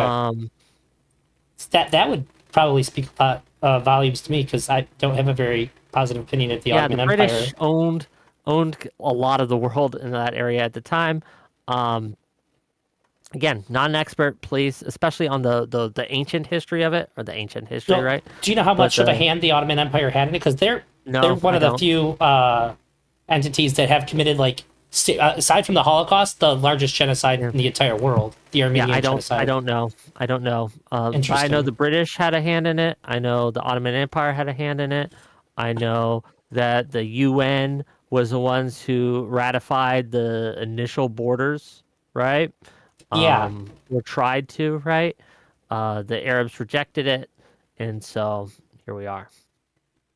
After the 1948 war, right? But this is a thing. This is why it's so hard, is because there's so many actors. There's so many different people with their hands in the pie, and there's a good argument to be made for both sides, right? And America supports Israel, correct?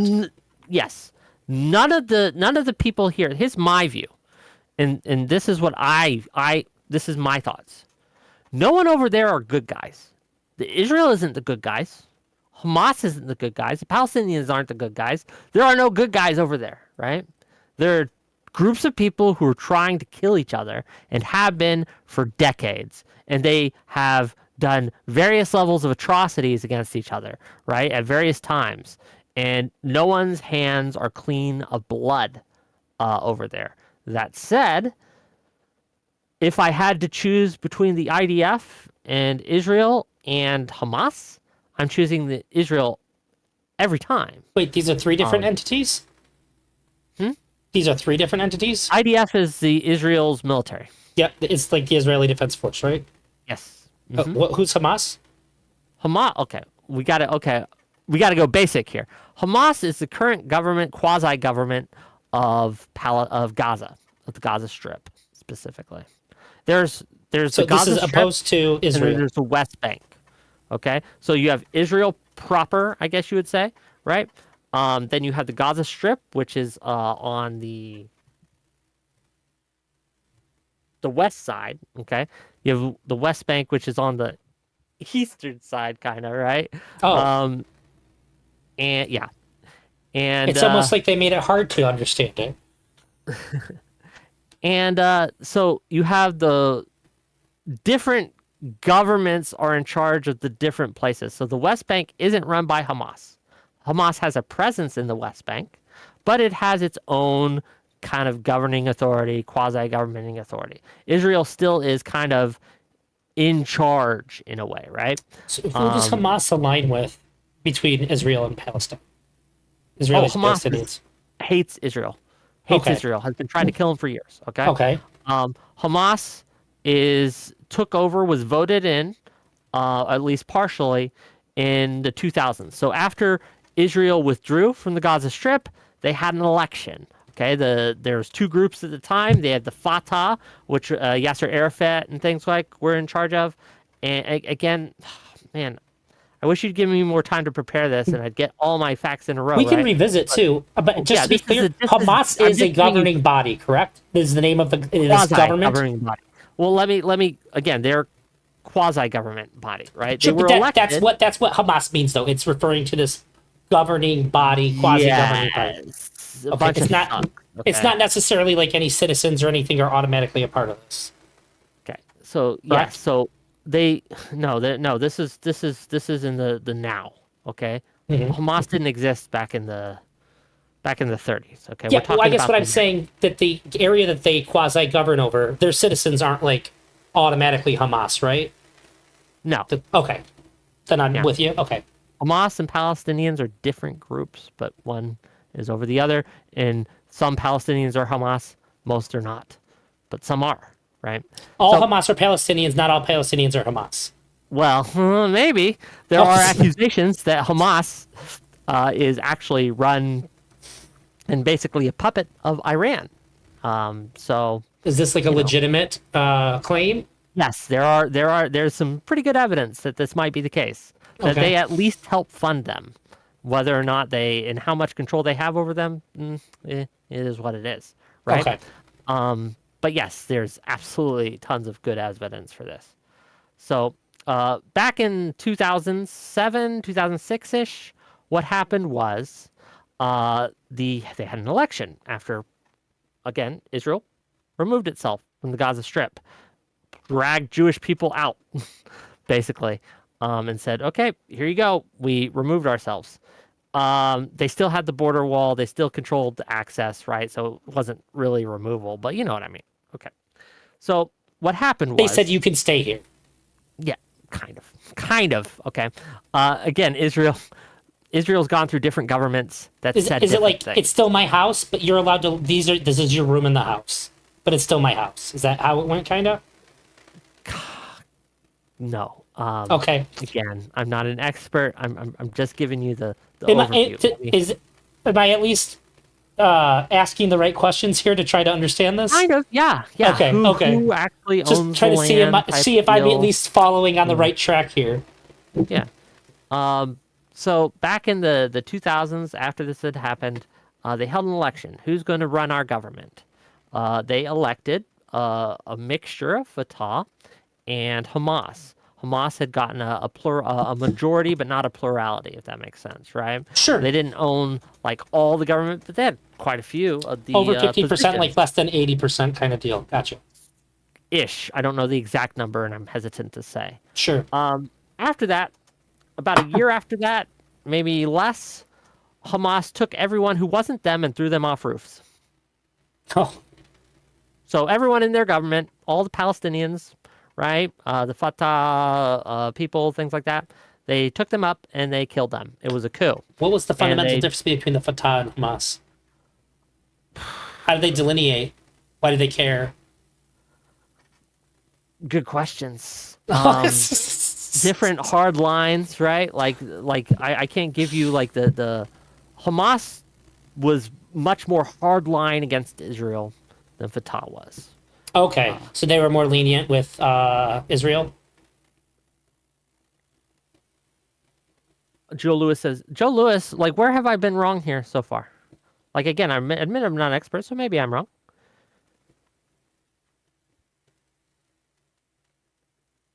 Oh, Hamas is more religious, Fatah more secular? Probably as well.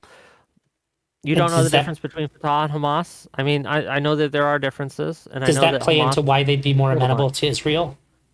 Because they're more Probably. secular? Okay.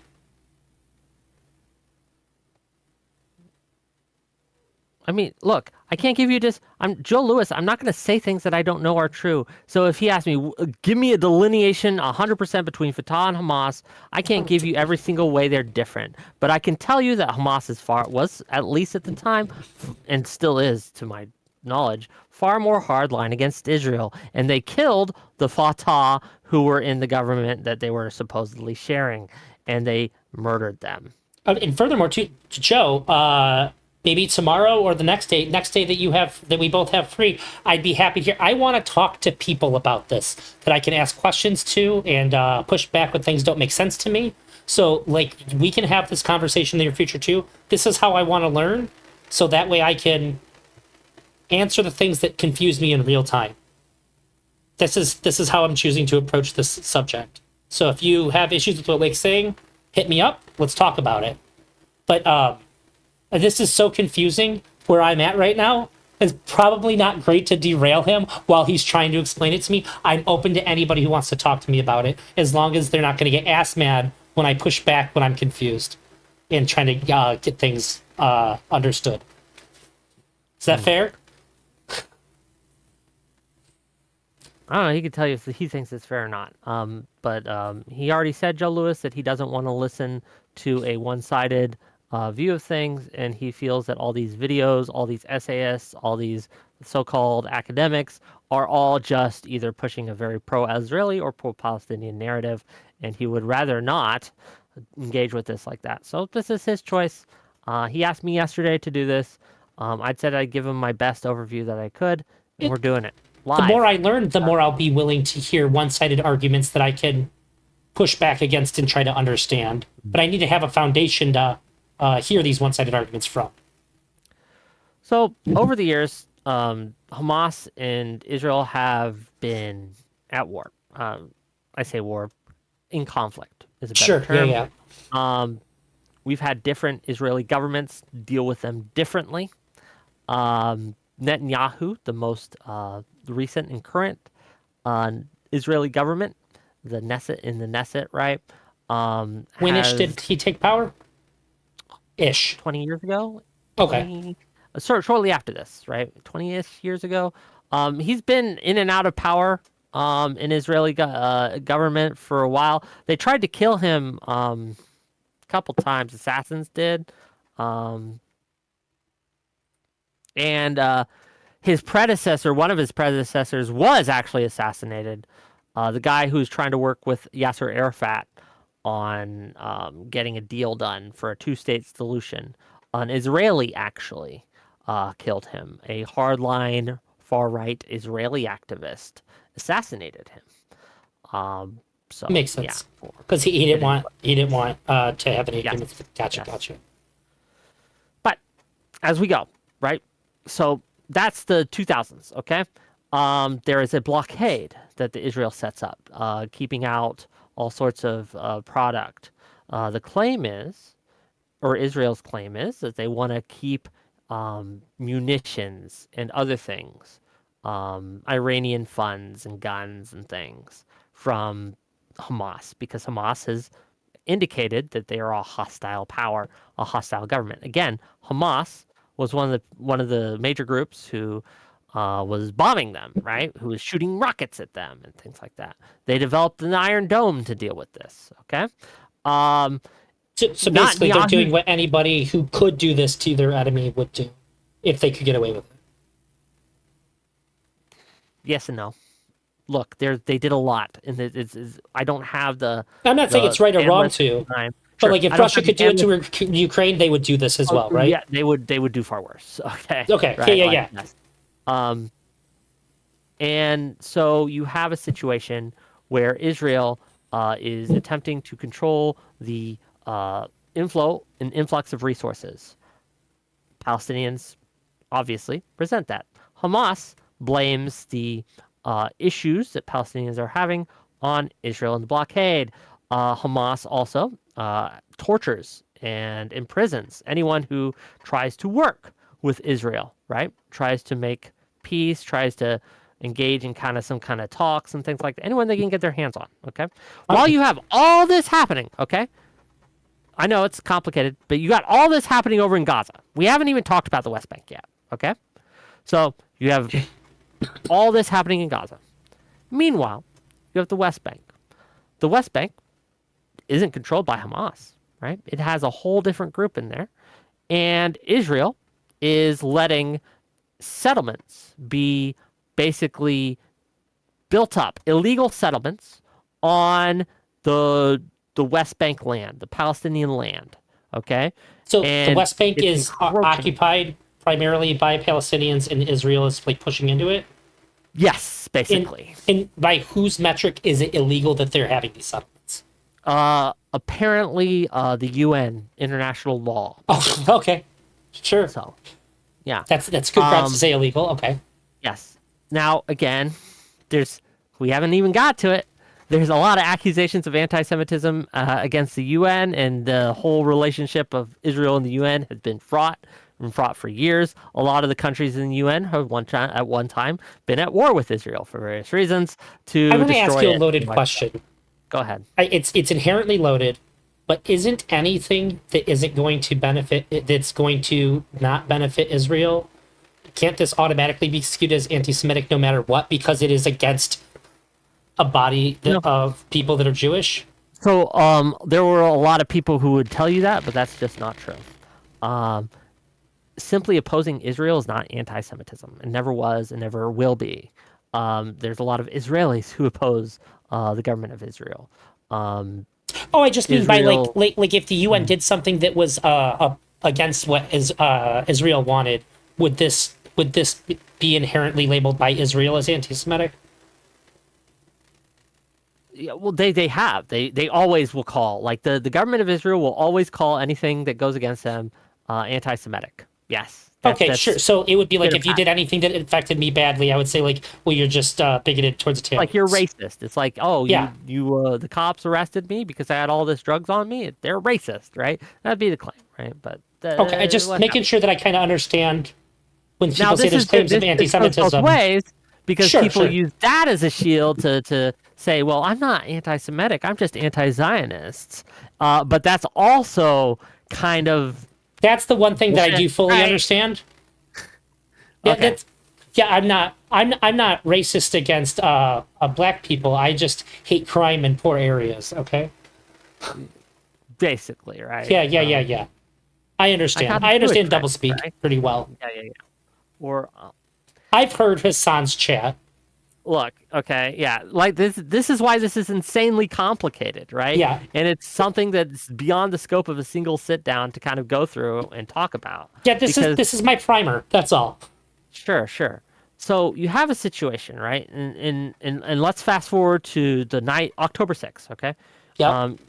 And we're skipping over a bunch because there's been several different operations from Israelis into Gaza, into other areas, right? That problematic at best, right?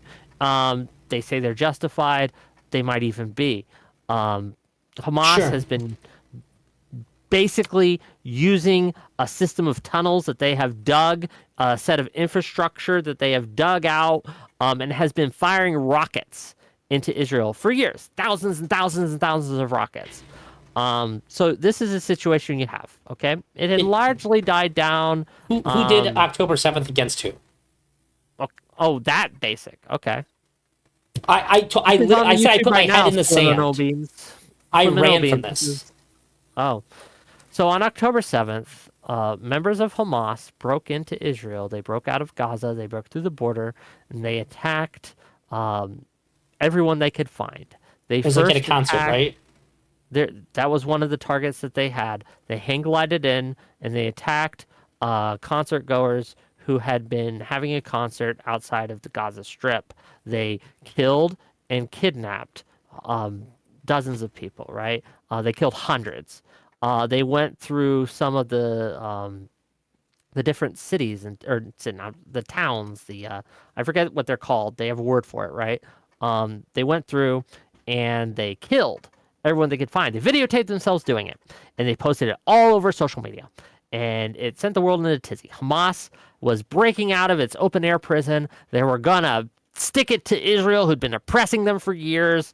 And they killed men, women, children, burnt their bodies. And there's clear evidence that they used rape and other I was things. going to ask if there was anything substantial to say that they were raping people The too. UN has done a report on that and find there's credible evidence that rapes occurred on October 7th.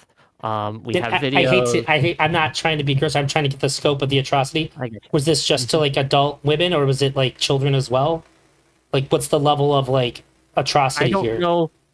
So I don't know if specifically any children. Like I don't recall any. We'd probably right? know, right? If that was the case. Probably, but the problem with this is there's been so much disinformation on all sides that it's Yeah. really hard. It's really difficult.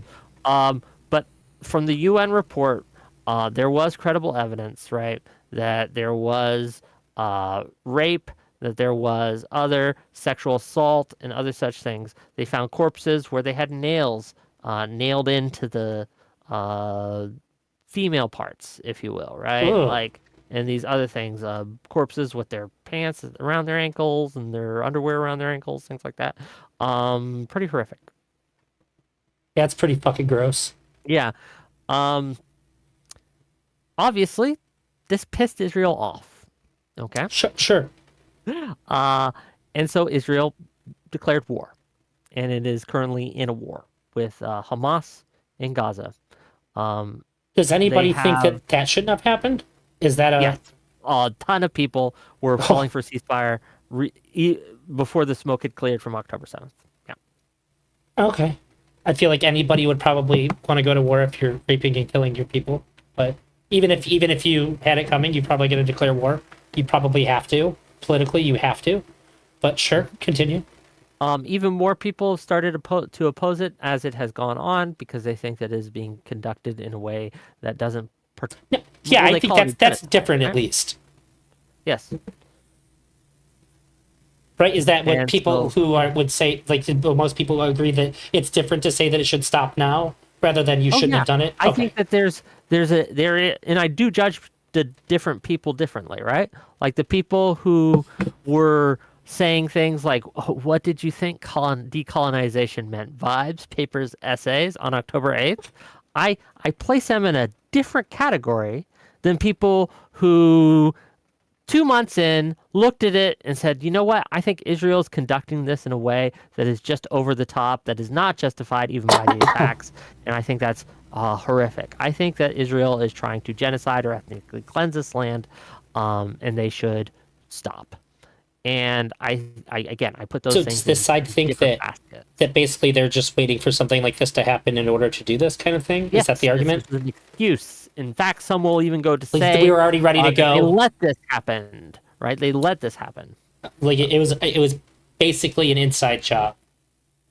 So Some that have they- said that too, right? So- there is these, False flag yeah. accusations and all that. Yeah. That the Israelis killed more of their own people than the Hamas people did. That most of the people Oh, who like were they killed were- were they actually literally worked by with the them? Israelis. No, that they like they would fire rockets indiscriminately into the crowd to kill Hamas. So to hit the one Hamas guy, they would blow up 12 of their own guys, right? That kind of thing. So they can say, look what Hamas did. That they have. They blamed it all on Hamas when a lot of it was friendly fire. That's their This is the rhetoric. that's the claim. Okay. Yes. Okay. Yeah, as it has gone on, Israel has continues to declare that they are not going to stop until they kill Hamas leadership. Sinwar has recently been killed, so most of, not all, but most of Hamas leadership is now gone. They also want to get their hostages back, and they have gotten some of them back, but I think there's still 100. Yeah, I think there's still 100 still missing. Whether they're alive or not, your guess is as good as mine. But they have conducted several rescue operations fairly recently that have rescued live hostages. So, Has there throughout any of this, has there been any attempts to like financially bargain for hostages or anything like that? there's been some hostage exchanges that have been done, where Palestinian prisoners get released in exchange for some of the hostages. There was some of that. did Okay, happen. so at least that's good then. That's probably the way we want to see things like that happen. I think everybody thinks that's That good. would- Yeah. Look, hey, Is that something everybody I- agrees I- on, that this is good? I think so. Okay. Ideally, look, if I was king of the world and I could wave my magic wick wand around, snap my fingers, poof, Palestinian gets a state. All the Israeli hostages get released. All Hamas leadership is dead. All Hamas soldiers are in jail, right? And hooray! And then Israel withdraws back. Make sure that the Palestinians get rebuilt. Gaza gets rebuilt.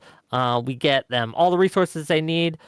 They have a great government. We come in, neutral party comes in to kind of help them get on their feet and not have a repeat of the Hamas throwing the other government off the roof, right? And make sure that Iran doesn't just send it its next puppet regime or whatever. So is what you're suggesting, because this is kind of what I was thinking, in that is like the idea would be that, like, all right, you guys separate, and then let's say, just for example, we send the United States military in there to like sort of like guard things and say like nobody's fucking around. You guys just do your shit. When things we'll leave when things chill out. Is that what you're saying basically? This is Yeah, like if it was me, if I was in charge, I'd go and sit on the region. Honestly, I know no one wants to do that for very good reason, right? But yeah, that's what I would do. it's I'd just just go in, babysitting. I'd sit, and I'd make sure both sides acted like adults for once in their lives. But no one wants to do that.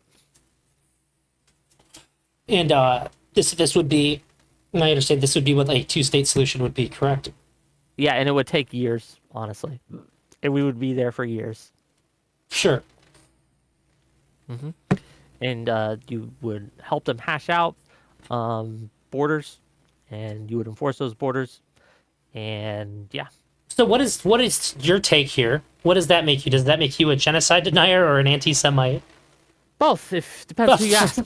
Right? Like, look, I'm not, because I don't count death to Israel, even though I've condemned a lot of Israel's actions. I think Israel has gone too far. They're totally out of line in several of the things that they've done. I still believe that they have a basic right to get their hostages back. Do you think they were initially still believe- justified in declaring war? Yeah, obviously, it's just obvious that yes, if your people are attacked and killed and taken captive, then you have the right to get your captives back, right? And if you have to use force to do so, by my blessing, okay? From my most thin-brained, this is my first introduction to understanding, it seems like you politically you have to, otherwise, like, how are you even a government? Like, it's Well, like a that's demand true. of you, as if you're a government body, you have to respond with force to something like that. Otherwise, you're inviting anybody to come fuck with you as much as you want. Right?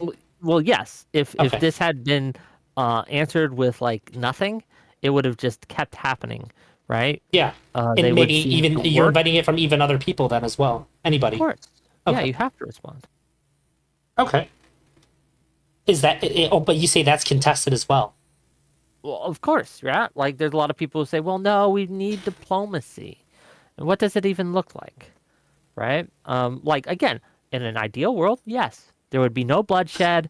The people who did the bad thing would be held to account, and we would be able to get the hostages back without a shot being fired. We don't live in that world. We don't. You had to go in. You had to kick down doors. You have to do what you need to do to get your people back. A government has a responsibility to do so, a moral responsibility to do so. You have a moral responsibility to protect your citizens, right? Even if it means at the expense of other people's citizens. And that's just it, right? Yeah, I feel like if any Like- country attacks another country, you have to respond with force. Otherwise, you're The compromising your argument- security. Yeah, the argument from pro-Palestine side would be, right, is that, well, no, this isn't, like, October 7th was us retaliating against your attacks, right? Which is why any conversation will go tit for tat, tit for tat, tit for tat, back All the way. decades until, right, like, it's so unclear who started what, right? Sure. And it's never really just been chill. No, it's never really just been chill over there. Okay. Not for the last 100 years. So like no like 1 year Before stretch then, of perhaps, right? like but what's for the the last, longest like, what's the longest stretch 100 of like years? no conflict? Is it measured in months or years? When you say conflict, what do you mean? Because Where one what a side lot isn't of actively conducting military operations against the other. Oh, there's been good question. Again, depending on what you consider a military operation, What's broadly considered military operation though? What's Like, generally accepted a as? Hamas, like, here's the problem with it. There's a lot of Is groups. it is not this an just individual Hamas. actor or is this like the group? Is that Yeah. the sure. That would be the thing. Like, what a lot of Hamas would do, right? When they would be under a ceasefire, and then rockets would be shot into Israel, Hamas would say, "Well, that's not us. That was just a rogue agent," right? And that's So does that count as conflict? there's at least plausible deniability. Yeah. So does that count as conflict? I mean, fucking hate this. I hate this a it's lot. hard to answer your question. Yeah. And is it really peace if one side is blockading the other? Yeah, I guess you can certainly commit warfare without firing a bullet too. Yeah. So I guess that version of that would be like economic warfare then. Yeah. Yep. They would say that you're blockading us. You're not allowing us to have the food we need to eat. This isn't peace, right? And so if I account for economic warfare and rogue agents, it would probably be measured in months and not years then. Correct? Yeah. Absolutely. Any chance we can just all the rest of the countries just like take them all out and just leave that land alone forever? No. We have so many different interests in the region, right? That was sarcasm. One of the things with America, right? Like we get a lot of our tech from Israel. Like it's not just a one-way alliance. You know those little chips that everyone's crazy about in the Chips Act, and those little microchips that people were talking about in Taiwan. And one of the reasons we fear China invading Taiwan is because we lose access to these little chips. Yeah, well, I know. One of the biggest producers of those chips outside of Taiwan, Israel. It's GPUs. Yeah, so we got a lot of geopolitical interest in the region. So, and therefore, like everybody does that. Yes, that's true. And not just geopolitical interest. There's a lot of religious interest in the region. There's a lot of just moral interest in the region, right? A lot of people putting power plays in those things, right? And Hamas is Muslim, yeah. Oh, not as Muslim as some, but yeah. Who's the other? Hezbollah and other things, right? Okay, who's Hezbollah? I can't properly look. This is beyond the scope of what I know, right? Sure. I can't properly rank the religiosity. Would you say is it accepted generally that Hamas is a like religious extremist group? Very little is accepted generally, but yes, I think that people would consider it an extremist group. And who's Hezbollah? So ISIS would be more religious than Hamas. Okay, sure. Would you say like more religious than American white nationalists, but less religious than ISIS? Is that kind of where we could place them? I don't even know how to. I couldn't rank you. Who's Hezbollah? I can answer that question. So in Lebanon, there is a quasi-governmental group. It's not the government of Lebanon. It kind of is. It kind of isn't. It's Hezbollah. They control a lot of Lebanon, and they've been at war and not at war, right? And in conflict for years. They fought wars against Israel. They fought wars back in the 2000s, right? They're currently at war right now. Are they quasi-government in the same way that like ISIS is? No, they're not quite. Are they more or less? I can't rank these. I can't do it. Is this at least comparable to how ISIS is like a quasi-government in certain regions? Even that's so loaded. I can't really. Well, like they literally like they do. I know that ISIS literally acts as the government in a lot of areas. Like Hezbollah acts as the government in the areas of control. How's that? Okay, and it's in conflict with the primary government? Or no. Nah, it's more of a like you don't screw with us too much, we won't screw with you too much kind of deal. Okay, yeah.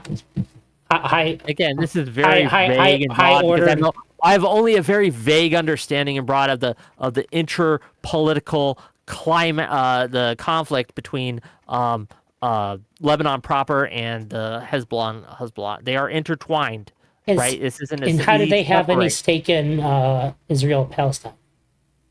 What's their involvement here? I'm asking the right questions at least, right? Am I just like you're really testing the levels of my knowledge here? Sorry. It's okay. It's okay. There have been territorial disputes between Hezbollah and Lebanon, and also Hezbollah has been in conflict, and Lebanon has been in conflict with Israel several times in its history. And yeah, we're here. Is it over land? Yeah. Does Lebanon share a border with Israel? Yes. The northern Gotcha. border. Okay, and now is any of the land that they contest, is it at either Gaza or the West Bank? Or is it Israel proper that they Say contest? that one more time, please. The land that they're contesting, is any of the land that Hezbollah is contesting part of Gaza or the West Bank, or is it more of the Israel proper? I can't give you the I don't know if I guess know what I'm the- asking is I don't know what there it's called. are any parts of Israel or Palestine being vied for by more than just two groups? Or is Israel fighting with Hezbollah only when they're fighting over land? Or is there areas where Hezbollah, Hamas, and Israel are all fighting over the same areas? Well, Hamas and Hezbollah fight each other in Syria. Okay. They fought each other in Syria. What the fuck is Hamas doing in Syria? This is all super connected, brother. It's really hard to dissect this. I know I have a poorly and for certain geographically incorrect map I'm trying to draw in my head here to plot this out, but because there's a lot of foreign actors in this. Saudi Arabia has their fingers in the pie. Iran has their fingers in the pie. Jordan's trying to stay out of it, right? But like Egypt's trying to stay out of it and things like that. Like there's all these little places of conflict, okay? It's really hard to kind of separate. So I know you can't answer a lot of stuff. Who do you think that I should talk to get a nuanced answer to some of these? What? Quibbles over coffee? Knows a lot better than I do. Socrates, I think he's a lot more pro-Palestine than I am. He would have a pretty good understanding. None of these people are experts by any means. 1 second. Right? Let me get my notebook. Sure. None of these people are experts, okay? But they would know more specifics and more details than I. Here's my thing, and here's how I make these like judgments that I do. Yeah, you seem to have been pretty heated on some of these things in the past. Yes. And so Quibbles is sorry, just Quibbles over coffee. And he's what side is he on here? He's pro-Israel. Yes. Pro-Israel. None of them are like 100% one way or the other. And then right? Socrates is what side is he on there? More pro-Palestine. Yes. Cool. Yes. But here's my kind of like, because we are getting to the end of the show here. Here's kind of my overarching principle that I use to make decisions on what is right, what is wrong. Okay. Regardless of what happened in the 40s or the 30s or the 20s or the 50s, okay? We are here. This is a state of play today, right? Israel, as a country, was attacked on October 7th, right? You could say the attack was justified. That doesn't matter. They killed innocents. Israel has the right to respond. I think Israel has gone overboard in several instances and in several ways. That doesn't make them the bad guy, but it doesn't make them the good guy either. At the end of the day, as long as Hamas exists, Palestine will never be free, because all the horrors and atrocities that the Hamas conducted on October 7th against the Israeli people, they first practiced against the people of Palestine. We have thousands of hours of video of them torturing anyone in Palestine who is suspected of collaboration with the enemy, quote unquote, right? Of working with Israel, quote unquote. And people support this too? Well, you don't. If you live in Gaza and you don't, you get. Well, I mean, political streamers. There's people that are pro. Oh yeah, they would Hamas say, yeah, that you got to support get those Quislings. there are absolutely people who say, yeah, you got to get those Quislings, right? You gotta, Quislings? they're traitors, right? They're people who work against their own people. Okay. Yeah.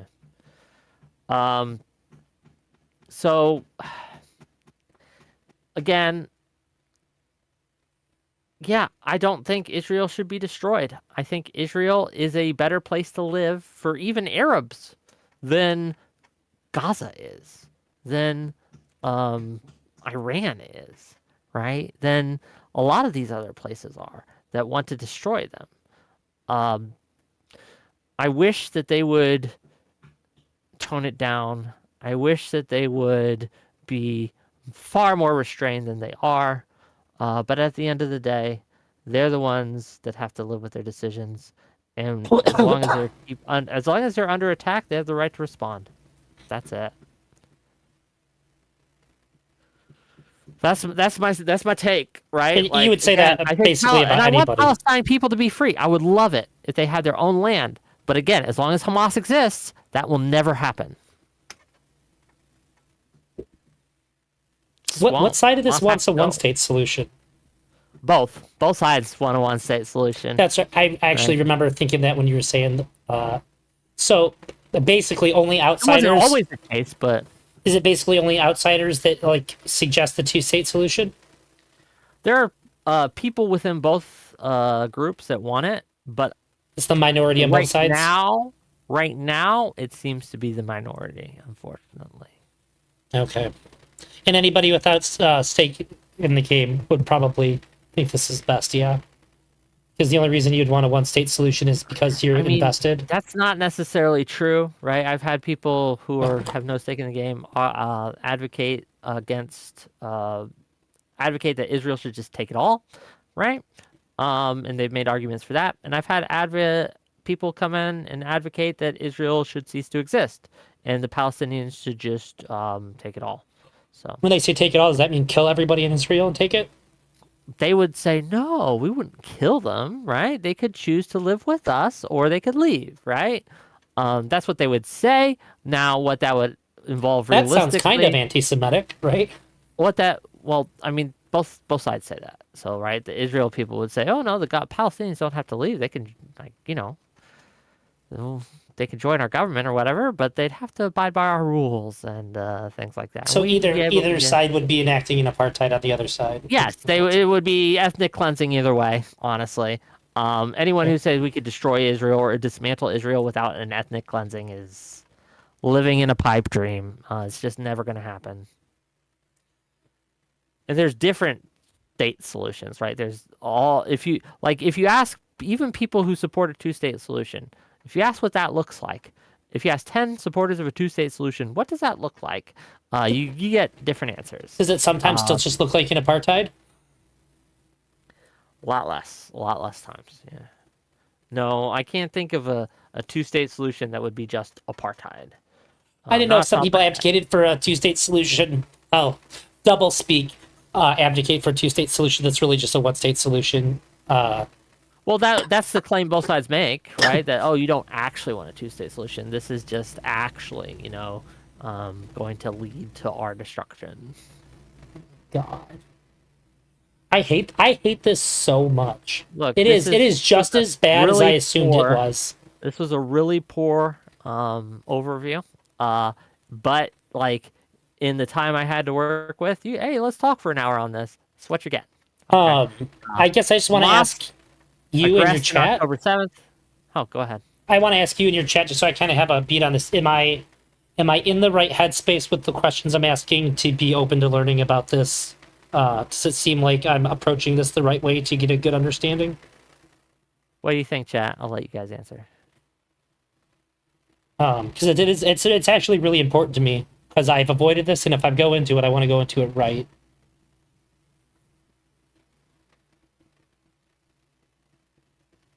What do you think, chat? And I'd rather get like a myriad of yeah. answers. Basshole says more people should approach subjects like this guy is doing. And again, please, I am not an expert, and I want to reiterate, right? Double check everything I said. Make sure I'm correct. I'm sure that, especially when you're asking me about what is the religious what's the religious differences between Fatah and Hamas? And I'm like, okay, right? I can't give you a really good answer here. I'm sorry, buddy, because I don't know. That's fair. But yeah. Also, I know this is obviously Rabid winding Wombat down. says, by having Wick explain it to you off the cuff, there may be better options. Fair enough, I don't know if right? there is because I trust Wick to not lie to me. I can tell when Wick was giving his own bias when he's talking about things because I know him. And this is very important to me in my first exposure. And I know we're winding down. I want to, I guess, since I know that you're going to go offline, I just want to say in about a half hour after this ends, I'm going to be watching a Terrence McKenna documentary. It's the second one I've done. If any of your viewers want to come and check that out, he's done a lot of like, he's like the guy for like DMT and mushroom experiences from like a long time ago. He's built his whole career talking about them and all that. One of my chatters put me onto the one documentary. It was very, very interesting. It was pretty cool. So Everybody in who a watched half the an last one hour, was very good. I want you guys to go check him out. Thank you for calling in. Thank you for talking to me and giving me some. Like, I didn't get a full week planned over the weekend because I was sick. I had a fever and I couldn't really do much. Oh, So are I you doing okay appreciate now? giving me some content. Yeah, no, I'm better. But it sucked. I shaved my face and I got sick, and like Samson with my powers and the beard.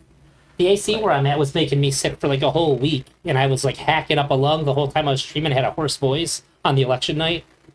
Mm-hmm. Did that go good for you at least? Oh, the election night went well. Not the results, but the results in my chat, right? Yeah. Like, everything went well. I hope people enjoyed it. I don't know if Uh, you know this. I actually got paid by there's like a streaming platform that's like trying to get going. They paid me 100 and let's see, $140 to stream the election just on their platform exclusively. Ooh, fancy. And I had leader that this dude was like pulling up stats for me left and right. It was a very good stream. And they paid me like next day. It was very cool. That's really cool, man. Oh, that's awesome. Good. Made me feel appreciated. Get that bank, brother. No, but it's been an interesting time post-election. We're gonna have lots of different talkings. Monday, we're gonna talk about the Doge Department, the Department of Government Efficiency, headed by Vivek and Elon. Oh my god. I If didn't people realize want to that it talk spelled about that. Yeah, the Doge Department of Government Efficiency. Yeah, I it is what it supported is. him like a year and a half ago. I was going to debate Portland on it, and I'm so fucking mad at Elon Musk for turning into like the worst version of like what people made him out to be before he became it. And then we have on Wednesday, I'm going to be having a group of various individuals come on and talk about the cabinet picks in detail. People from the left and the right, people who support the cabinet picks, people who oppose them, people who are in between. That should be fun. On Thursday, I'm having Brianna Wu and Dev from Short Fat Otaku. They're going to be coming on. They're going to be talking about the election aftermath. Got a great lineup next week. It should be fun. And then Tuesday, I get this fixed finally. Oh, congratulations, man. Yeah, it's Are you been nervous? my biggest nerves are they're going to rug pull me again on it. I've had us several times. Like, oh yeah, this will totally be the time, totally be the day. Oh nope, we gotta do this first. Ha ha ha. But they've said that this is going to happen. I wish the best of luck to you. I've had I nothing but have the good luck with money ready to dentists. give them, right? Like, I'm like, here you are. Let's see if they do it. But they told me Tuesday. I've been lucky to have the best 10:30 dentists PM, or ever, not PM. so Yeah. I hope it goes good for you, man. Me too. And we'll have a nice smile for everyone, at least. And this saga can be put to an end. But we'll see, right? But thank you for the bits, Venom Methodist. Gang, if you've enjoyed this, if you've hated it, hit that like button anyway. Hit that subscribe button. It's been a time. It's been fun. The most annoying part of all of this to me is there's going to be people who will watch my little off-the-cuff overview and be like, well, he didn't mention the I felt bad about attack that the whole on, time. Yeah, he didn't mention the attacks on 20. He didn't mention Operation Cast Lead, or he didn't talk about this. My pet peeve of the conflict. He didn't even mention it. And I'm like, man, like, look, I got Every an time I hour asked a to question give you couldn't answer, I was like, I feel like I'm putting you on blast, man. I mean, I didn't mean to. I mean, I'm not gonna lie to you. If I don't know, I don't know, right? And I told you going in that, like, bro, I'm just a guy. Like, I don't. We're here, but I'm glad you trust me. I do appreciate you. Absolutely. You have both on stream and off stream. You've been nothing but kind to me. You've been a friend off stream, and you've been a very cordial professional associate on stream every time. Hey. So yeah, thanks for having me. Thanks for doing your best for me that you could, and thank you for Wix Chat for being sometimes interesting and sometimes completely batshit crazy to very funny ends. Gay bombs. It's gonna be a meme now. Maybe I'll get an email made up. But thank you, gang. We'll talk to you guys later. I will see you guys on the flip side Monday. Have a good time. Bye. Peace out. Okay, so I just gotta go to the store. I have no caffeine, and I want to do this Terrence McKenna thing. I'm gonna get a link from Elk for it, and so I'm gonna go offline. Expect me around 8:45, maybe 8:50, because I'm just gonna walk there. I just need caffeine to operate, and also if you wanna, as pre-mentioned again, if you wanna help support me and my dog move to our new home, you can donate at paypal.me/elder. Every little bit counts, and just know it's going to a good cause. And yeah, but we'll be back shortly. I'm gonna get out of here so that way I can get back to it, and we can start watching this second Terrence McKenna documentary that we watched on stream. The last one was really good. I really enjoyed it. Ooh, pardon me. All right, I'll be back.